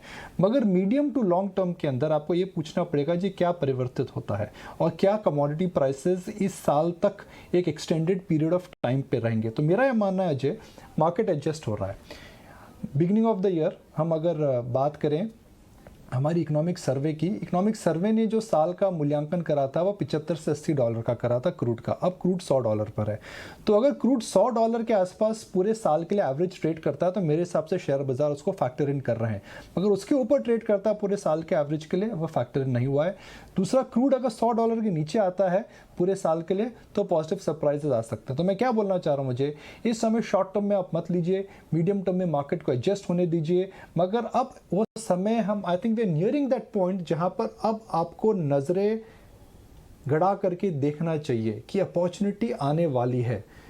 I think some opportunities in next couple of days will start knocking on your door। और जब वो नॉकिंग होगी अजय, जब मेहमान को जैसे हम नॉकिंग होती है घर के अंदर वेलकम करते हैं, अतिथि देवो भव, आई थिंक वह समय आने वाला है। हम बातचीत करते रहेंगे। मुझे नहीं लगता है कि आज हमें दरवाज़ा खोलना चाहिए क्योंकि अभी बाहर बारिश और स्टॉर्म बहुत है। मगर I think sooner than later now I'm getting convinced that you're nearing what could be called as an investment bottom। ठीक है, तो निकुल सर, ये जो आप कह रहे हैं अतिथि देवो भव, ये कब तक संभव हो सकता है अतिथि देवो भव? भाई डिम्पी, आप मुझे बता दो क्रूड को कल क्या सुबह होगा, मैं आपको बता दूंगा अतिथि देवो भव क्या होना चाहिए। तो ये तो भाई गलत बात हो गई ना। $120 क्रूड किसी ने सोचा था $130 हो चुका है। आप मुझे क्रूड बता दीजिए, मैं आपको बता दूंगा कि मार्केट में कब लेने का है। नहीं, मैं ये तो क्वेश्चन उल्टा मेरे को आपसे पूछना चाहिए था कि आपको ऐसा लग रहा है कि 85 वाला क्रूड अभी 135 हो गया, उसके बाद अभी और चलेगा क्या? देखिए जी, जो चीज़ हमारे क्षेत्राधिकार में नहीं होती है हमें उस पर टिप्पणी नहीं करनी चाहिए, because there are lot of factors which you and me don't understand. So if the factors you and me don't understand, we should react to the price rather than trying to preempt the price. क्योंकि हम जो भी आप बोलेंगे डिम्पी, इस समय changes इतने ज़्यादा हो रहे हैं कि आप प्राइस गैस नहीं कर पाएंगे। तो जो चीज़ हम गैस नहीं कर पाते हैं हमें उस पर नहीं टाइम वेस्ट करना चाहिए। हमारे हाथ में क्या है डिम्पी, कौन सा शेयर लें, किस अवधि के लिए, किस समय तक रखें और किस क्वांटिटी में लें। आई थिंक ये 4 चीज़ें हमारे हाथ में है। रिटर्न और प्राइस गेस करना हमारे हाथ में नहीं है। तो इस समय अगर आप एक इन्वेस्टर हैं तो I think sooner than later 3, 4, 5, 10, 15 trading sessions के बाद मुझे लगता है that investment bottom is getting made not in the index, not on the nifty, not for the bank nifty, but lot of individual stocks। I think जो हम 1 महीने से बात कर रहे हैं डिम्पी कि भाई मार्केट में बच के रहिए, डट के मत रहिए, मार्केट में संभल के रहिए, मार्केट में निम्बल रहिए, आई थिंक वह स्ट्रैटेजी प्ले आउट हो चुकी है। पर मुझे नहीं लगता है कि इस स्तर तक, इस लेवल पर commodity prices, crude prices, energy prices will sustain. अगर इस लेवल पे सस्टेन कर जाते हैं तो देखिए फिर एक बहुत बड़ा रिसेशनरी मूव दुनिया में आएगा जो कोई नहीं चाहता है, जो रशिया भी नहीं चाहता है, जो अमेरिका भी नहीं चाहता है। अब वो कोविड की मार पड़ी थी 2 साल पहले, उसके बाद आप एक ऐसा क्यों एक जियोपॉलिटिकल इकोनॉमिक क्राइसिस करना चाहेंगे, उसमें किसी का बेनिफिट नहीं है। So sooner than later markets will come. I think एक चीज़ समझनी पड़ेगी डिम्पी और प्रियंका, शायद मैं अंग्रेजी अक्षरों का इस समय रेफर करूँगा। मुझे नहीं लगता है कि वी शेप रिकवरी आएगी मार्केट में, मुझे लगता है यू शेप रिकवरी आएगी। मार्केट गिरेंगे, बेस बनेगा, आपको लेना चाहिए। कोविड के बाद हमें एक वी शेप रिकवरी मिली थी बिकॉज सेंट्रल बैंकर्स ने कमाल का काम करा था। I think you are in for a V U shape recovery and that is what we should brace ourselves for. Market गिरेगा, टाइम वाइज करेक्शन में जाएगा, कंसोलिडेट होगा, उस समय आपको स्टॉक पिकिंग करनी पड़ेगी so that in the next Uptake you can participate. तो आपको एक इन्वेस्टर के माइंडसेट से इस वक्त देखना होगा और यहाँ जब रिकवरी शुरू होगी, यू शेप रिकवरी एंटिसिपेट कर रहे हैं यहाँ निकुंज, उस समय होगा आपके लिए राइट स्टॉक पिकिंग करने का। बहुत बहुत शुक्रिया निकुंज इस एनालिसिस के लिए। चलिए कुछ और